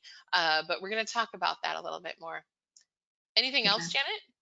I think you're about to talk about, but somebody did mention that, she sees some professional in Florida who brags about her $25,000 camera setup. So, which I think you're about to get into right now. Yeah, yeah. And there's that old adage, if it's not the camera, it's what you do with it, right? And so I have just a sidebar story. I have sold a print. It was at a gallery here in Arizona that I shot with my cell phone because, oh, it's a very long story why I was only left with shooting my cell phone this particular day, but it sold for $800. So, anything goes. You got to just know how to use the equipment and know its potential, and get the right shots from there. So yes, glass holes. Any photographer who tells you how amazing their gear is compared to yours. And so anyway, so I asked them, and 36% of people said, yes, I've been talked down to regarding, or criticized or condescended regarding my gear or my technique and so forth. Good news, 64% said no, but 36% is still a pretty big percentage, in my opinion, who are made to feel bad for something that they love. And so some of my favorites, this is me in Arizona at the Desert Botanical Gardens, shooting with my Tamron 100 to 400. My favorites that have come across my way as I've been out in the field. By charging people, you're making photography elitist and classist. So I've literally been told that to my face. For example, in teaching my classes and things, I'm like, I am a full-time photographer. Classes are one of the ways that we make money. I'm like, should I go and get public assistance as an alternative? It's just interesting what people say. I had an art gallery where I had my camera and lens set up on a tripod while people came in, just so that I could kind of get an idea of what I use and what was going on. And I had a woman, surprisingly, walk up to me, look at my gear, and ask me my question of, did your husband buy that lens for you? And so it's amazing what you hear out of the mouths of other people. You use Photoshop. That has been something that has come across, and not in a question kind of way, but in a condescension kind of way. And then I had this gentleman, this was not that long ago. I was out shooting in the field down in southern Arizona pre-COVID, but still within the last few months. And he asked me this question, do you use Photoshop? And I said, well, it depends on what I'm doing it for. I said, if it's for a contest or calendar, typically no. If it's for some of the art things that I do, I say yes. And he just looks at me completely condescending. And he just said, oh, you're one of those. And I was sharing that story with someone one day, and they said, yeah, he probably said that because he doesn't know how to use it. So I don't know, but it's just interesting what you hear out in the field. He didn't know me from beans, and I got that comment. Have fun, but good luck making any money. I've been told that several times as well. And, so far I've 5 years full-time, completely self-sustaining. So, and plan on keeping that going, COVID or not. Yeah, I had another person say, Lisa, I doubt you're going to make it. And it's been so fun to prove these people wrong. I just love that part. So, what was the result of the criticism, rude behavior, and condescension? With the people that responded, it had a very negative effect, 3.25%, or it had a negative effect, 24%. Thankfully, most people said it had no effect, or maybe it had a positive effect, and maybe it made them more motivated or gave them some kind of twisted joy. Who knows what the reasons are? But I still think, 27, 28% is a large percent of people who were affected by those comments. And of course, their background and history goes into that as well. So, we have to think about that. But of the main negative comments that I saw in surveying 560 photographers, it was comments about their images not being good enough, whatever that criteria is. Their gear not being good enough. You're just an amateur. You haven't won something or been published, so therefore you're relegated to lower status, kind of thing. How many images have you sold? And this kind of ties into the things above. Maybe your images therefore aren't good enough. If selling them is a criteria for quality, then people have been condescended by that. And other income related questions with regard to photography. So I then asked 560 photographers what is so important about photography? Why do we do it? Why are we getting the condescension? Why, we go through all this stuff, we spend the money, you may or may not monetize it. What is so darn important about photography? And this was really cool because I didn't know what to expect when I asked these questions, and I gave them some criteria, 9 different criteria, and they had to rank order what was least to most important. And the results surprised me and really fired me up. And so, what is most important to photographers? Well, number 9 was generating income. Keep that in mind. Number 9 of 560 photographers was generating income. Number 8 was acquiring new gear when we talk about what is most important to you in photography. Number 7 was recognition, prestige, and rewards from the photographic community. Number 6 was photography gives me social and or me time. We have to change that around today. Now it gives us social distancing and plenty of me time, but nevertheless, number 6 was social and me time. Number 5, having meaningful experiences and relationships I couldn't otherwise have. Number 4 was an outlet for learning and creative expression. Number 3 was simply capturing a beautiful image. That was number 3. You would think in photography, where we're all about taking all these pictures, that it would be the number 1 thing. It was the number 3 thing. That was really surprising to me. Number 2, bringing myself or others joy through my images and work. That was number 2. That trumped, no pun intended, with our current administration. I don't mean it like that, but that superseded number 3, which was simply capturing a beautiful image. And number 1 was discovering my world. And I loved that because it really told me about the why. Why are we doing this? We know the how, right? We know how to get the skills and do the skills and all of that. But the why. And the number 1 reason was of 560 photographers was discovering my world. So what was cool about that is if discovering my world is number 1, then these guys don't even remotely understand what your hot buttons are with photography and why you're doing it. And just to give you a reminder, when I looked at all of these things, number 7, 8, and 9 were recognition, acquiring new gear, and generating income. Yet this is what we heard the most condescension coming from. Oh, your images aren't good enough. Your gear's not good enough. Your technique isn't good enough. Whatever it might be, you're not making money. You're just an amateur. And it's so funny because these people who say these things to us really have no clue about what's really important to the majority of photographers.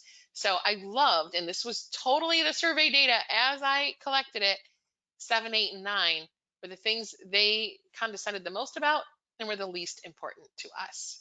Number 1 was discovering my world.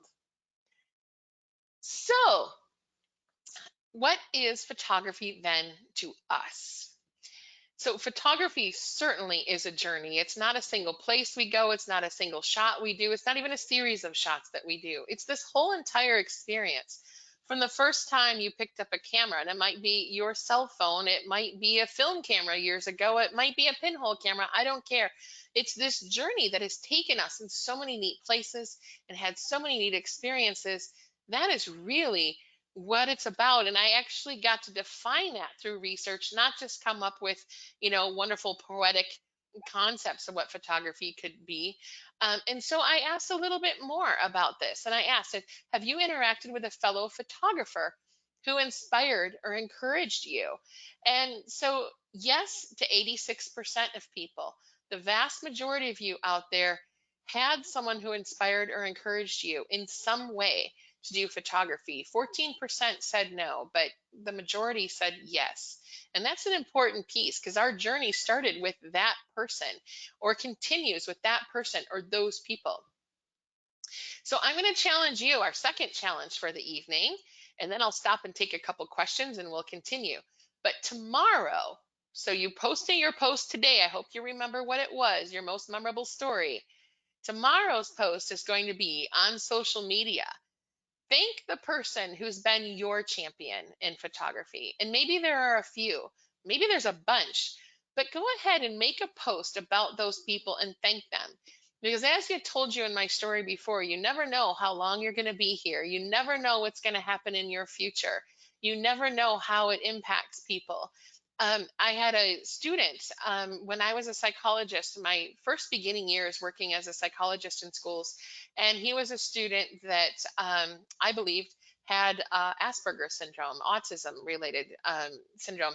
And I was very picky about how I did my diagnostics, and I collected tremendous amounts of data, and I fought the school district on it. The school district didn't want to provide the services, didn't believe he was autistic, didn't believe any of this stuff. And I just kept putting more and more data out there that supported my conclusions after looking at everything carefully and weighing all of the options of what could be going on with this student, if anything.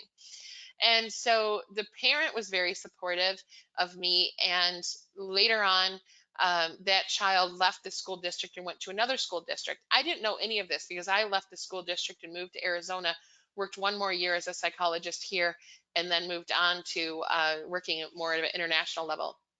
But anyway, about 20 years later, I get an email from this parent saying how much my work had changed the outcomes of that child's life. And she took a picture of him in his cap and gown and sent it to me. And I was so touched by that. She said, "You just really made a difference in all the work that you did." And that meant so much to me. So go and thank the person who's been your champion. They may not know how much they have brought joy to your life by helping you in some little or big way with photography. And I want you to, again, hashtag Tamron tackles cancer in that post. I look forward to reading those things very, very much. And so will the person that you're talking about. So photography is the creative process, right? All of these things that we do to be creative. Here's some more high key for you. For those folks we were talking about high key earlier, there's a little bit more. There's low key. But it's our creative process and what we do to come up with images that inspire us, make us feel something different. This is a vintage wildlife and nature photography series that I do. This is with my cell phone, so I apologize, the quality might not be that good. But I love being creative in different ways and coming up with images and presentations for those images that really get photography into the hands of people and get us doing what we love to do. This is the first gentleman that inspired me to do street photography. We're still friends to this day. This is just, it's been a gift, and this gift just keeps on giving for me and for everybody else. And so one of the 560 stories you sent to me was this, and I'll bring in a couple stories here about how photography gives to us. This person wrote, "After my mom passed when I was 24, communication between my dad and I was strained. We couldn't find a lot of common ground. Then in 1994, he asked me to join him on an Arizona highways photography workshop. I'd only used a small point and shoot, so he gave me his old Canon AE1. I had 2 months to learn how to use it. That experience helped to heal both my dad and I. It sparked my passion for photography. It gave us a common interest that carried us through the rest of his life." And so ultimately, photography is your vision for the world you want to see and experience. And so I really want to say thank you. I really hope, by the way, that this has been inspirational for you. And we're going to email you. I have a little bit of an additional piece that I'm going to send to you to ponder tomorrow. You're going to get this from Tamron, but it's an inspirational video with some inspirational quotes that I put together that I hope helps augment your journey with photography and gives you a little bit more to experience from me, and also helps inspire you to find your own experiences. Even if we're socially isolating, there's so much that we can do to inspire and work together and keep us going strong during these times and better times. So I do want to say thank you for that. I'm going to move past this here for the moment, and I'll take any questions that you might have. So Janet, I'm going to open this up for questions and dialogue, and I do hope that this has been something inspirational for you. Yes, definitely. Yes, totally to go back. I do have a question from Constantine. I believe that's how you pronounce it. Sorry if I mispronounced it, Constantine. So when you go to a new location, do you have specific objectives or do you shoot what the day will give you? Good question, Constantine. And you know what? That's a wonderful concept. Do I shoot what the day gives you, or do I go with specific objectives? I always have a few shots in my head that I want to accomplish. But the light and things may dictate whether or not I get those, as does the wildlife or nature if that's what I'm going to shoot. So I find um, the shot list helps, and I have some things kind of in my mental toolbox that I like to try or like to do. So I keep a little ongoing list of if I'm in a scenario where this image pops up, this is what I want to do. But I also love the serendipity of photography, and that to me is really fun because you never quite know what you're going to come across or who you're going to come across. I went out to shoot photos and ended up having a conversation that was incredibly meaningful and powerful, and maybe a friendship came out of it or several. So you never really know. So I love to blend the serendipity, but I also do have some ideas of what I'm going to get, and that'll be dictated by the light, the weather, the location, and possibly inspiration from other photographers who have shot something in a way that I would love to recreate in my own way. So great question. Yes, and just to backtrack just a little, rewind a little bit, June Bell wants to know, what did you say right at the end towards the, I guess she missed something. I'm not sure what she's referring to Let me go at the back end a of few the, slides. Oh, I went back way too many slides. or maybe, I don't know, did you announce something or? Oh, yes. So there is going to be, and I won't play it today, but there is a video that I'm going to send you. It's just like 5 minutes, a little video to kind of keep you thinking, and a little bit inspiration, especially for right now. And Tamron is going to send that out as a follow-up. You'll get a follow-up email to this webinar, and Tamron will include that link in the webinar so you can watch that at your leisure. And I really hope you enjoy it and share it freely if it helps inspire any others as well. Yes. Okay, so then Pamela, she made a comment, and I don't know if you have anything to say about that. A lot of photo contests, they define the professional category as in if you sell your work or have sold. Yeah. So that's, the definitions vary depending on where you are and what you do. If you're entering a contest and you want to go enter it under the amateur or professional, look at their definition. It may be loosely or very specifically defined. That's not for me to define. I mean, I do it as my profession, but I kind of feel like an amateur at heart because I'm a lover of something and I'm always learning something new and trying to figure stuff out. So, it's a combination for me. It is my income, but it is also my joy. And I'd like to keep it that way. So, but yeah, if you're looking at like criteria for professional, you'll have to go to the little fine print in those contests to see how they define professional. And I've seen it defined multiple ways, from whether or not you've been published to, published with magazines that have a certain circulation to income to, no definition at all. So, but no, nevertheless, I wish you luck with your contest. So go back to June. She said it wasn't about the video, but that did answer someone else's question though. Oh, okay. She was talking about, you said something about vision right before what photography is. Yes. Let me see here if I can find that. There we go. So for me, and I hope for you, photography is your vision for the world you want to see and experience. So we go out there, and it kind of ties into what Constantine was asking, do you go out with a preset shot or do you go out and let serendipity happen to find your shots? I think it's a mixture of both, but we can do so much with our photography, from, taking pictures of things that bring us joy to taking pictures and sharing them in ways that bring others joy. We can use our photos for activism, right, with conservation or, whatever your particular activism is or may be. Pet rescues. We did that with Tamron this past fall at Photo Plus Expo. But using your photography and using it with your vision for how you want to see and experience the world.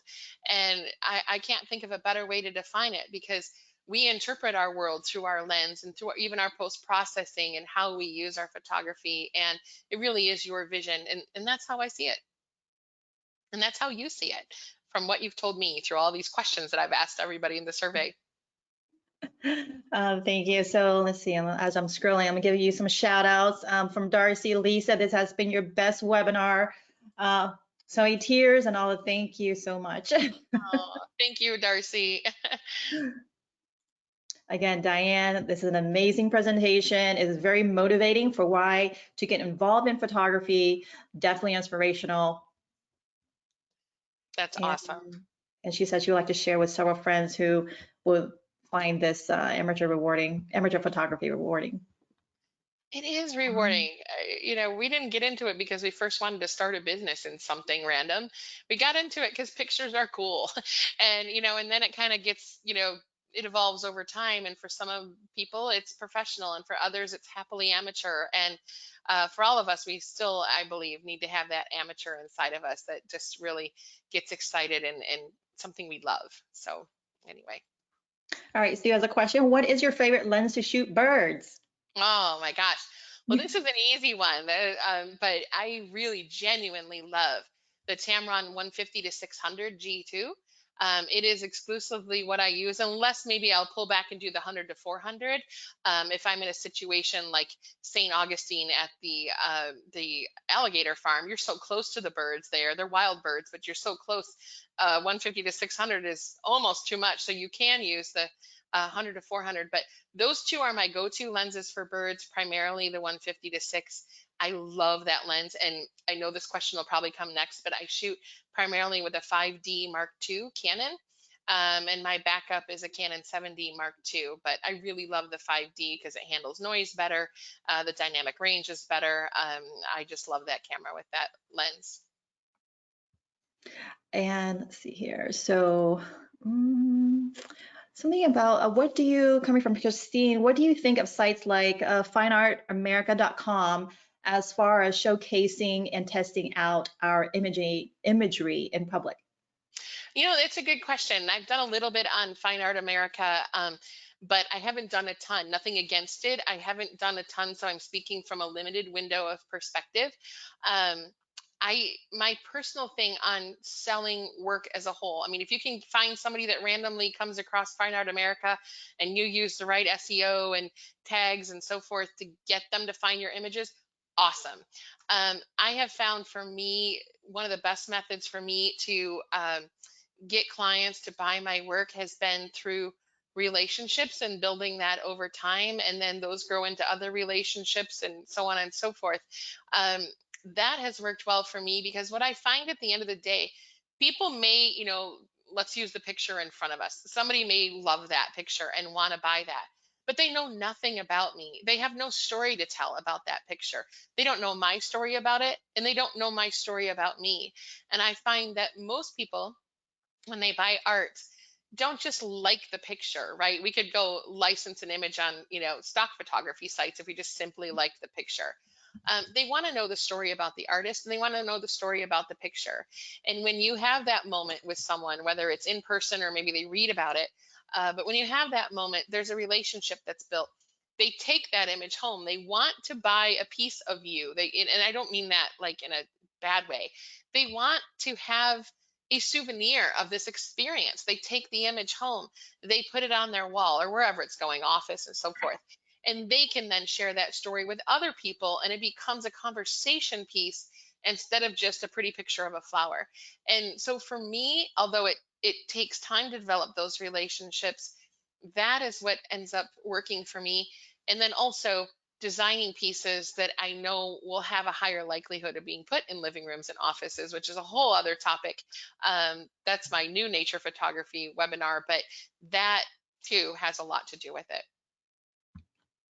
Great. Let's see here also. Patricia asked if there's going to be a 150-600 G3. Not that I know of. So the G2 is doing just fine. It's an awesome lens. It is really an awesome lens. And, you know, we just did a webinar on lenses, and we may do it again pretty soon on the in-depth with lenses. If you want to know a lot more, we'll try to schedule one of those in the future. You can sign up for my newsletter on my website and get notified about that. And Tamron may notify people too. I don't know. But yeah, it's an amazing lens. It is a workhorse. I absolutely love it. Haven't looked back. I had a Canon 500 f4, and I thought I would never get rid of that. And then when I came across Tamron several years ago, I tried it and fell in love, sold the rest of my gear, and I adore it. And then since then have become a Tamron ambassador, but it's been a really fun journey, and I haven't missed that other lens at all. I love this lens. Yeah, I do too. I've been being cooped up. I don't know if I told you the story, but a lot of people are starting to know that I'm shooting with the 150-600 on my balcony, shooting my hummingbirds. Awesome. That's so fun. That is awesome. I just moved, and so I have hummingbird feeders out, and they're just now starting to come in. So I can't wait to hopefully get that moment as well. Good for you. Uh, yeah, so Susan, yes, the lens we're talking about currently is the 150-600 G2. And for some, is it Christine? Yes, the G2 is the latest version. So I think she's trying to find out if somebody is trying to sell or something. Sell there. Yeah, there you go. Yeah, and check the Tamron website for specials and things. There's rebates that go on different times of the year as well. So, given COVID and some people are, stretching their dollars a little further, that could help as well if you decide to get one. Mike says he has the 150-600 as well, and it's the best. He shoots his hummingbirds in his yard as well. High five. I just love that lens. It's just such a sweet lens, and I love the fact that you can zoom in and out and really get your compositions. I couldn't do that with a 500 prime, and it is as sharp as can be. You can go on my website and look at the stuff, or on my Facebook page. I tag everything with Tamron that I shoot with that lens, and it's awesome. It's truly awesome. I just to cover, I know some people are asking where you live, but you live in Scottsdale, correct? I do. Yep, Scottsdale, Arizona. You don't have another home in Florida, do you? Someone thinks that you're, Oh, or did you know, you? I wish, but you might. I teach at the Florida Birding and Photo Festival every year, which it's been canceled this year due to COVID, but maybe that's where you might have seen my name attached. That's in St. Augustine, and I've taught several workshops down there, taught for FCCC's event. So I get down to Florida every year, and that might be where you have seen me. I wouldn't mind having a second home down there. The birds are awesome down there. If anybody wants to give me one, I'll take one. Let's see. Where is the best place to buy a Tamron lens? Your local, where your preferred dealer is, where you prefer to shop. They are authorized dealer, that is. So definitely check them out. Let me see what else here. Keep the questions coming in, people. Yeah, I love them. They're good ones too. And I hope after tonight and tomorrow, I can start looking at Tamron Tackles Cancer hashtags and find some of your stories. I'll be looking forward to that. Let's see here. So Lisa, she uses the Teresa actually, asking you, Lisa. I use the Tamron 15600 D2 lens with the same Canon 7D. It's the best combo. Thanks for including glass holes in your presentation. Well, and I actually hired a cartoonist to draw that for me because I can take a lot of really good pictures. I cannot draw cartoons worth crap. So I hired a cartoonist to do it for me, and I think he did a wonderful job.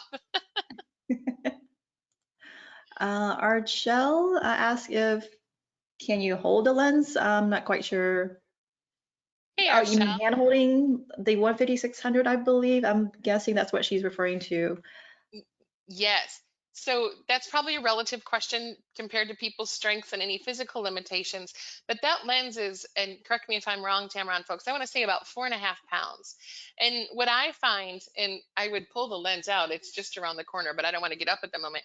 But if I hold it like this, like see how my elbow is right up against my chest and I'm having the lens, it would, sit right here as a C, holding that lens like this really helps support the lens so you get less movement. I see some people hold things out like this. That would be the wrong way. Do this, and then you'll be much better off. But it weighs about 4.5 pounds plus whatever your camera weighs, and anything else you might have, hanging off your camera. But I hand hold it a lot, like, from out in the boat doing different things where a tripod's not appropriate. But for photography where I may be in one spot a while, photographing wildlife or birds like Bosque del Apache, then I'll use a tripod. And my favorite one is the Photo Pro. Eagle series. I love that tripod because you don't need to keep switching heads and it's so light. But I use that exclusively with that combination. Works like a dream. Oh, let's see here. I think Gary wants me to ask you this. I'm not quite sure. So he asked, what is the difference between a photographer and a large pizza? The pizza can the pizza can feed a family of 4, but the photographer will have fed his or her soul as well. Oh, I love that. I absolutely love that. I technically have a family of 4. I have my boyfriend and 2 cats. And I haven't had any pizza since COVID started. So, but I love the quote and the sentiment behind it. Totally agree. Let's see, Lisa, how do you do the blur shots like you taught in Michigan? Yeah. Oh Uh, my gosh. Yes. Hello. I'm glad you took that class from me. That was a couple of years ago. So really quickly, because I know, I don't have any slides or anything up that it can explain this, but you want to put your shutter speed down to the point where you're at, depending on the subject. If anywhere from a half second to a second on up to, if you're doing panning with birds, you want to have it maybe at anywhere between a 13th of a second on up to maybe a 30th of a second. Depends on how fast the bird's going, but your shutter speed has to be low, and then you have to introduce movement with your camera, whether you're panning for the bird or you are doing motion blur shots in some other way to create artistic, uh, you know, pictures of trees or whatever you're going to photograph. And then if you're panning with birds, you need to have, if you're using your Tamron lens, and this is all generalities, I can't get into specifics now, but you want to have your panning, which is the 1, 2, and 3 on your lens, you want to have it set on 2 for panning. And you want to photograph the birds that way on autofocus continuous or AI servo if you shoot with Canon. So that's probably the quickest example I can give there. If you want more, I'll be doing a birds in flight photography webinar probably in the pretty near future. Or I also teach it in my new nature photography webinar, and you can take that. It's literally called the new nature photography. And I'll talk about that amongst other things in that webinar. But good to see you from Michigan. Let's see, I think, so far, I'll just like comments on like, fantastic presentation as always. Thank you. It was I fun. believe did you exit out of your presentation? You can probably see the Let me questions. go and take this down and see if I can see some of the questions. I have 2 monitors going, so let me bring this back up into the main monitor here. Give me 1 second, and I'll see if I can see some of these questions now and pop And that out. can you see us back now? I can, yes, I can hear on my other screen, but I can see you. Oh, good, good. Yes. Yes, so All right, so we've got time for some more questions. yes.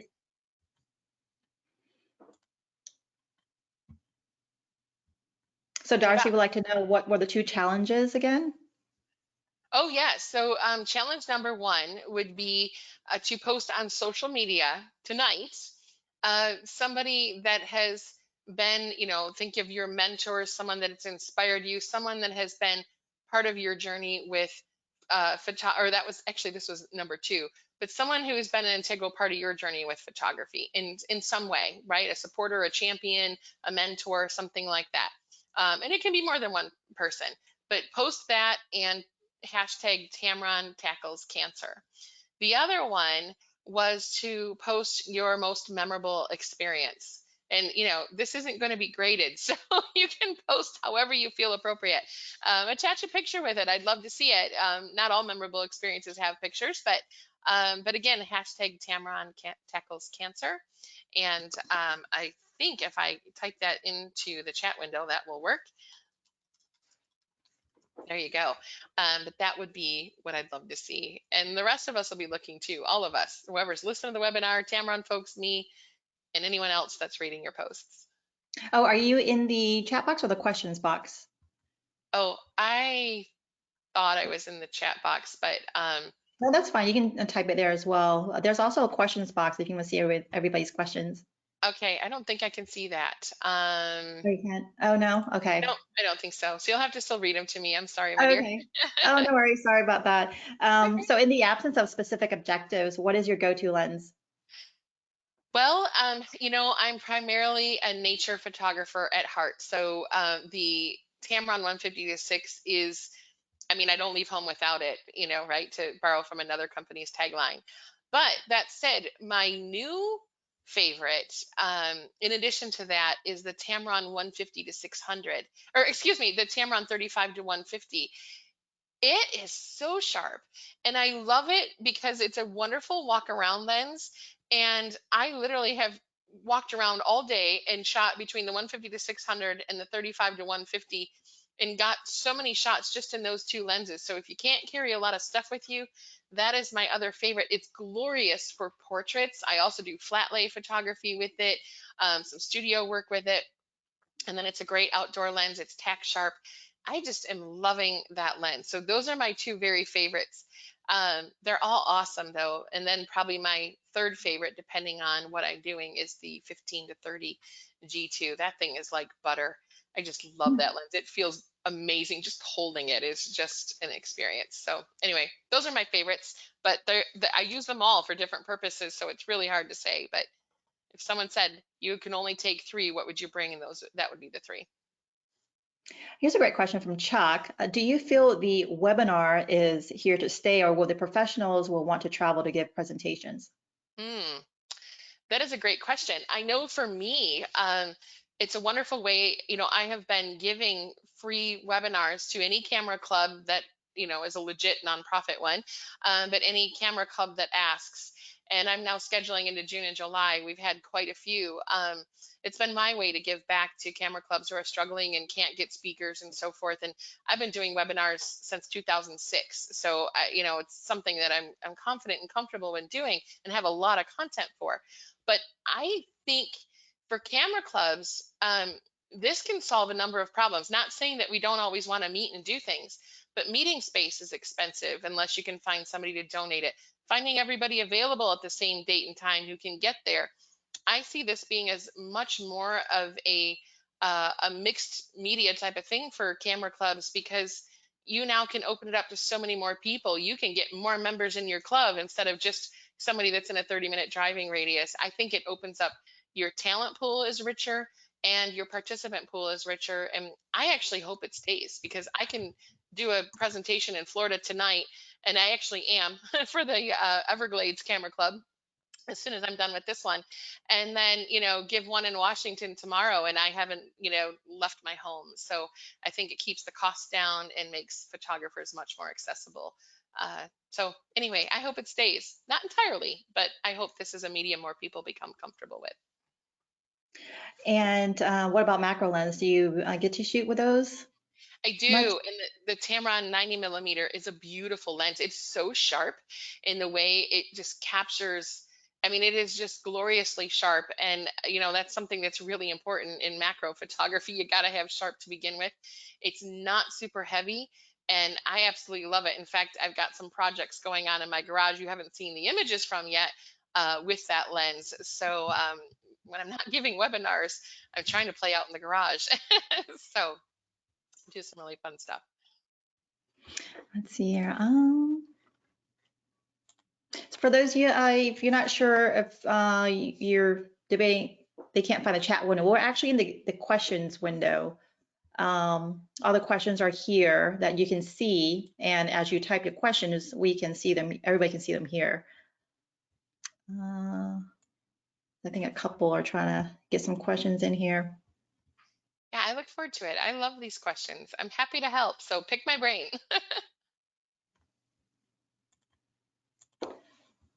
Well, while we're waiting, my next question to you, I guess, is if you were not this fabulous photographer, what other profession would you attempt? Oh my gosh, there is not enough life to be lived for all the things that I have wanted to do. I already, I was a floral designer for 15 years, and that led me into some home interior stuff, and then a psychologist for 20 years, and now a photographer. If I had a million lives to live, I'd love to be a Broadway performer. I'd love to be a musician. I would love to be like captain of a boat. I mean, there's so many things that I would love to do. It's hard to fit them all in. But yeah, photographer feels pretty good. I really genuinely enjoy it. And I'll say this, I love teaching as much as I love photography. If you had me pick one, I would have be hard pressed because I really enjoy both. Nice. Let's see. Kevin, I don't know if you completed your question. How can I make sure that was it? So I'll wait for you to, Suspense is killing me. yeah, I'll wait for you to retype that, Kevin. Susan asked, what is the best way to master the exposure triangle? Oh my gosh. So in a quick nutshell, I find that people get very confused about manual settings because we talk a lot about the how and a little about the why. But I'm going to tell you this, the next time you're looking out at a scene, I want you to think about what you want it to look like when it comes into your camera and onto a print. So let's say, for example, if you can envision this, there's a landscape out there and there's some flowers in your foreground. There's beautiful white daisies and there's a gorgeous snow-capped mountain in the background and maybe a beautiful sunset behind it, or at least pretty skies.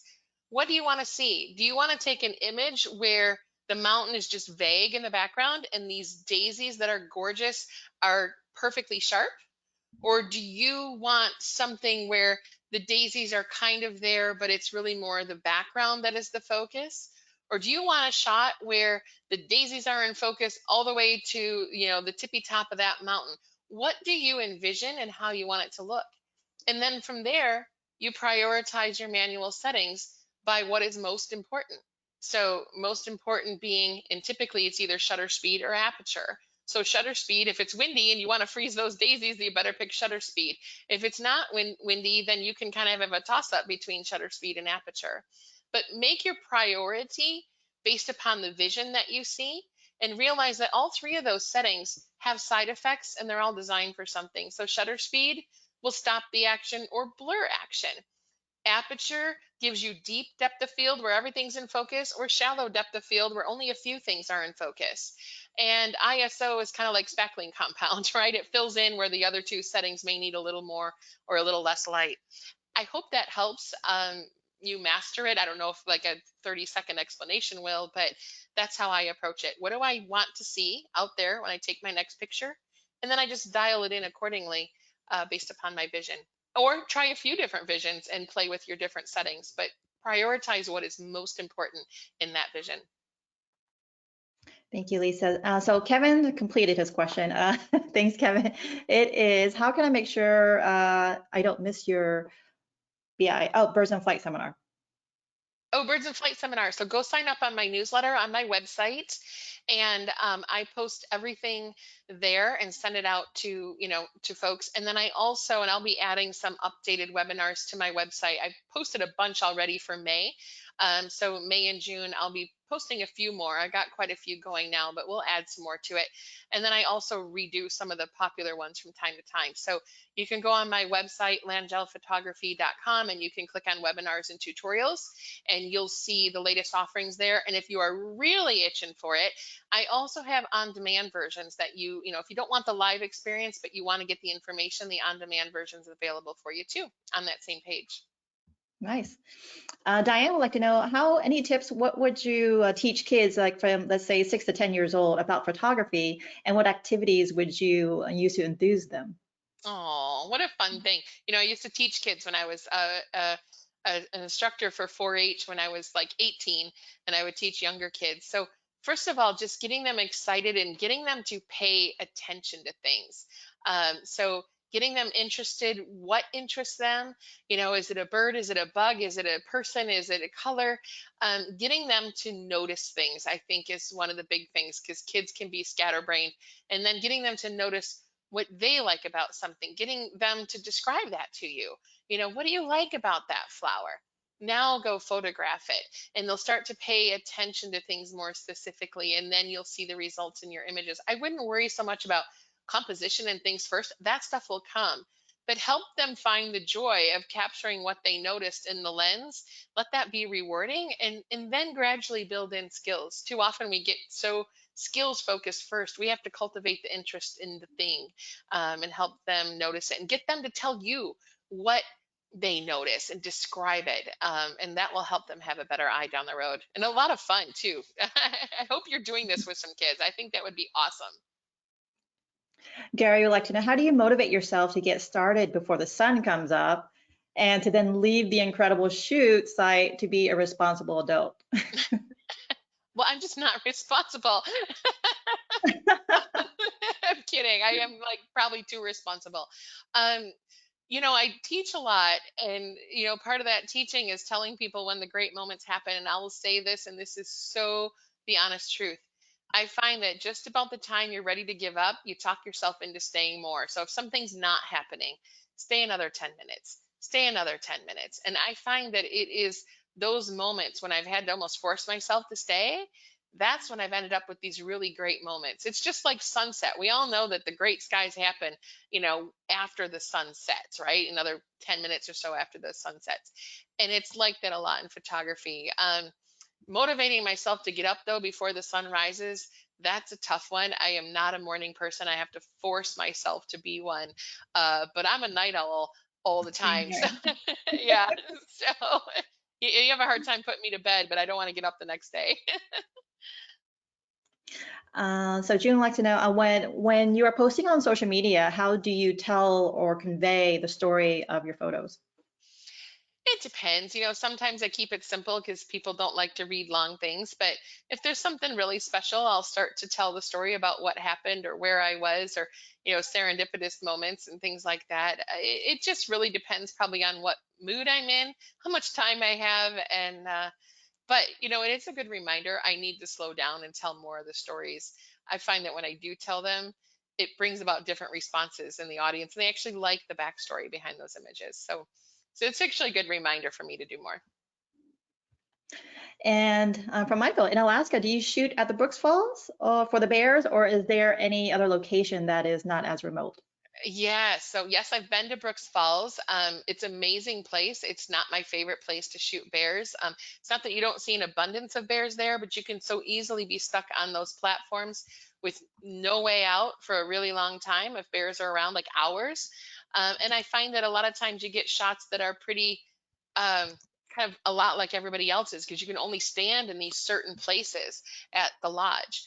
So my favorite place is actually going over to Lake Clark off Chinitna Bay in Alaska, and actually lead my tours, or a portion of my tours we go there.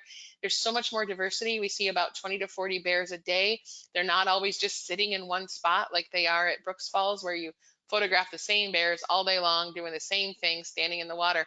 I like diversity, and so nothing against Brook Falls. It's a magical place, but I just like the opportunities that Chinitna Bay offers much more. And that's off Lake Clark. We have a few more minutes for us. A couple of last questions from Constantine again. Of your published slash sold images, approximately what percentage of those were black and white? Ooh, well, kind of a related question. I do a vintage style of photography. You saw a little bit of that in the presentation, and that is largely what I find works for clients. Vintage wildlife's kind of my own little style, I guess, if you will. But I find that paying attention to color harmony, muted colors, think about what's going in a home and what colors are in that home. I find often that traditional, I call it, and I'll talk a lot more about this in the new nature photography webinar. But this is like a 2-second version. Um, Classic nature and wildlife photography as we know it and see it and shoot it, with all the vibrant colors and the water droplets flying off the face and the salmon and whatever it might be. Um, that is way too intense and colorful for home interiors, and so people avoid it. I would say, oh my gosh, at best, 5% of my sales have been images like that. And more things have been in monochromatic, so black and white included, but monochromatic or muted tones. I pay a lot of attention to color harmony, and use, maybe 2 or 3 colors at the most in a lot of my images, with tones, lighter or darker tones in that. But I really pay attention a lot to interiors, and that comes a lot from my floral design days where I worked with interior decorators, and I would design things and they would have the overall vision, and we'd go do these $1 million homes that were, I mean, back in the day, like when I was 19 and doing $1 million homes. So they're multi-million-dollar homes now. But I learned a lot from that experience, and you really need to pay attention to where that image is going to live and work backwards from there. And so that's what I try to do, whether it's an imagined place it's going to live or a true place in a client's home, and work from there. So quickly, how do you know the color scheme of the client's home? Sometimes I will work with them directly and they'll tell me, or they'll send me a photograph or, a swatch or something like that. Other times I don't. So I try to take pictures that may go in a home, right, with the right color scheme or the right design for the particular region. But sometimes they're very specific. Like I worked with an interior design company that was doing an assisted living facility, like a senior type place, and they were building the place from scratch, and they wanted me to create work for that place. And they were very specific. I mean, I got specific sizes and color palettes of this is the color of the sofa, and it was all like, I got the hexadecimal numbers for these, codes, and it was very, very specific. So, and they had a specific look that they wanted. They wanted something that was a little bit Native American, but with things that were familiar to Oklahoma. Because what I learned is senior homes, they try to put images in the homes that are things that the people who live there may be familiar with. So if you have memory care issues, it reminds them of things they already know, and it gives them a little security. So I learned from that experience as well. But some things are really specific. Other times you're creating and hoping someone will want it in that color palette. Interesting. So I know you do have a hard stop. So I'll just wrap it up here with the questions. That's pretty much covered everybody's. As far as I know, some people said they missed the beginning. If you did, don't worry. This was recorded the entire time, and you'll get a link following in a day or two following the webinar to access that online. And again, thank you, Lisa, for your time. And you didn't warn me of the tears. Were you on webcam, by the way? Because I had that turned on. I know. I'm so glad I had that turned on. I'm like, oh my God. And then I was like, somebody, had to go on for make a comment. I'm like, oh my gosh, I gotta like wipe this up real quick. Okay. So then I will turn it over to Lisa real quick for any last words before we wrap it up here. To Stacy, I'm sorry. That's okay. Sorry. Well, I just wanted to say thank you to everybody again for joining us tonight and for really helping us get to our goal for this year for the American Cancer Society. And Lisa, thank you so much for joining us. And it was a fabulous presentation, very inspirational, and definitely some things to think about in there for sure. You will get the link, as Janet said, to the webinar, and along with that, the link to the video that Lisa spoke about. That is also very inspirational. And the link to the page on the Relay for Life website so that you can see your donation tomorrow reflected in, I think it's going to end up being $1,260. And you'll see that listed as Benefit Webinar 2020. So thank you so much for helping us out. Thank you. Thank you so much. And everybody stay healthy and safe, and we'll catch you on the next webinar, hopefully. Thanks, everybody. Bye. Have a wonderful night. Bye. Bye, everyone. Thank you.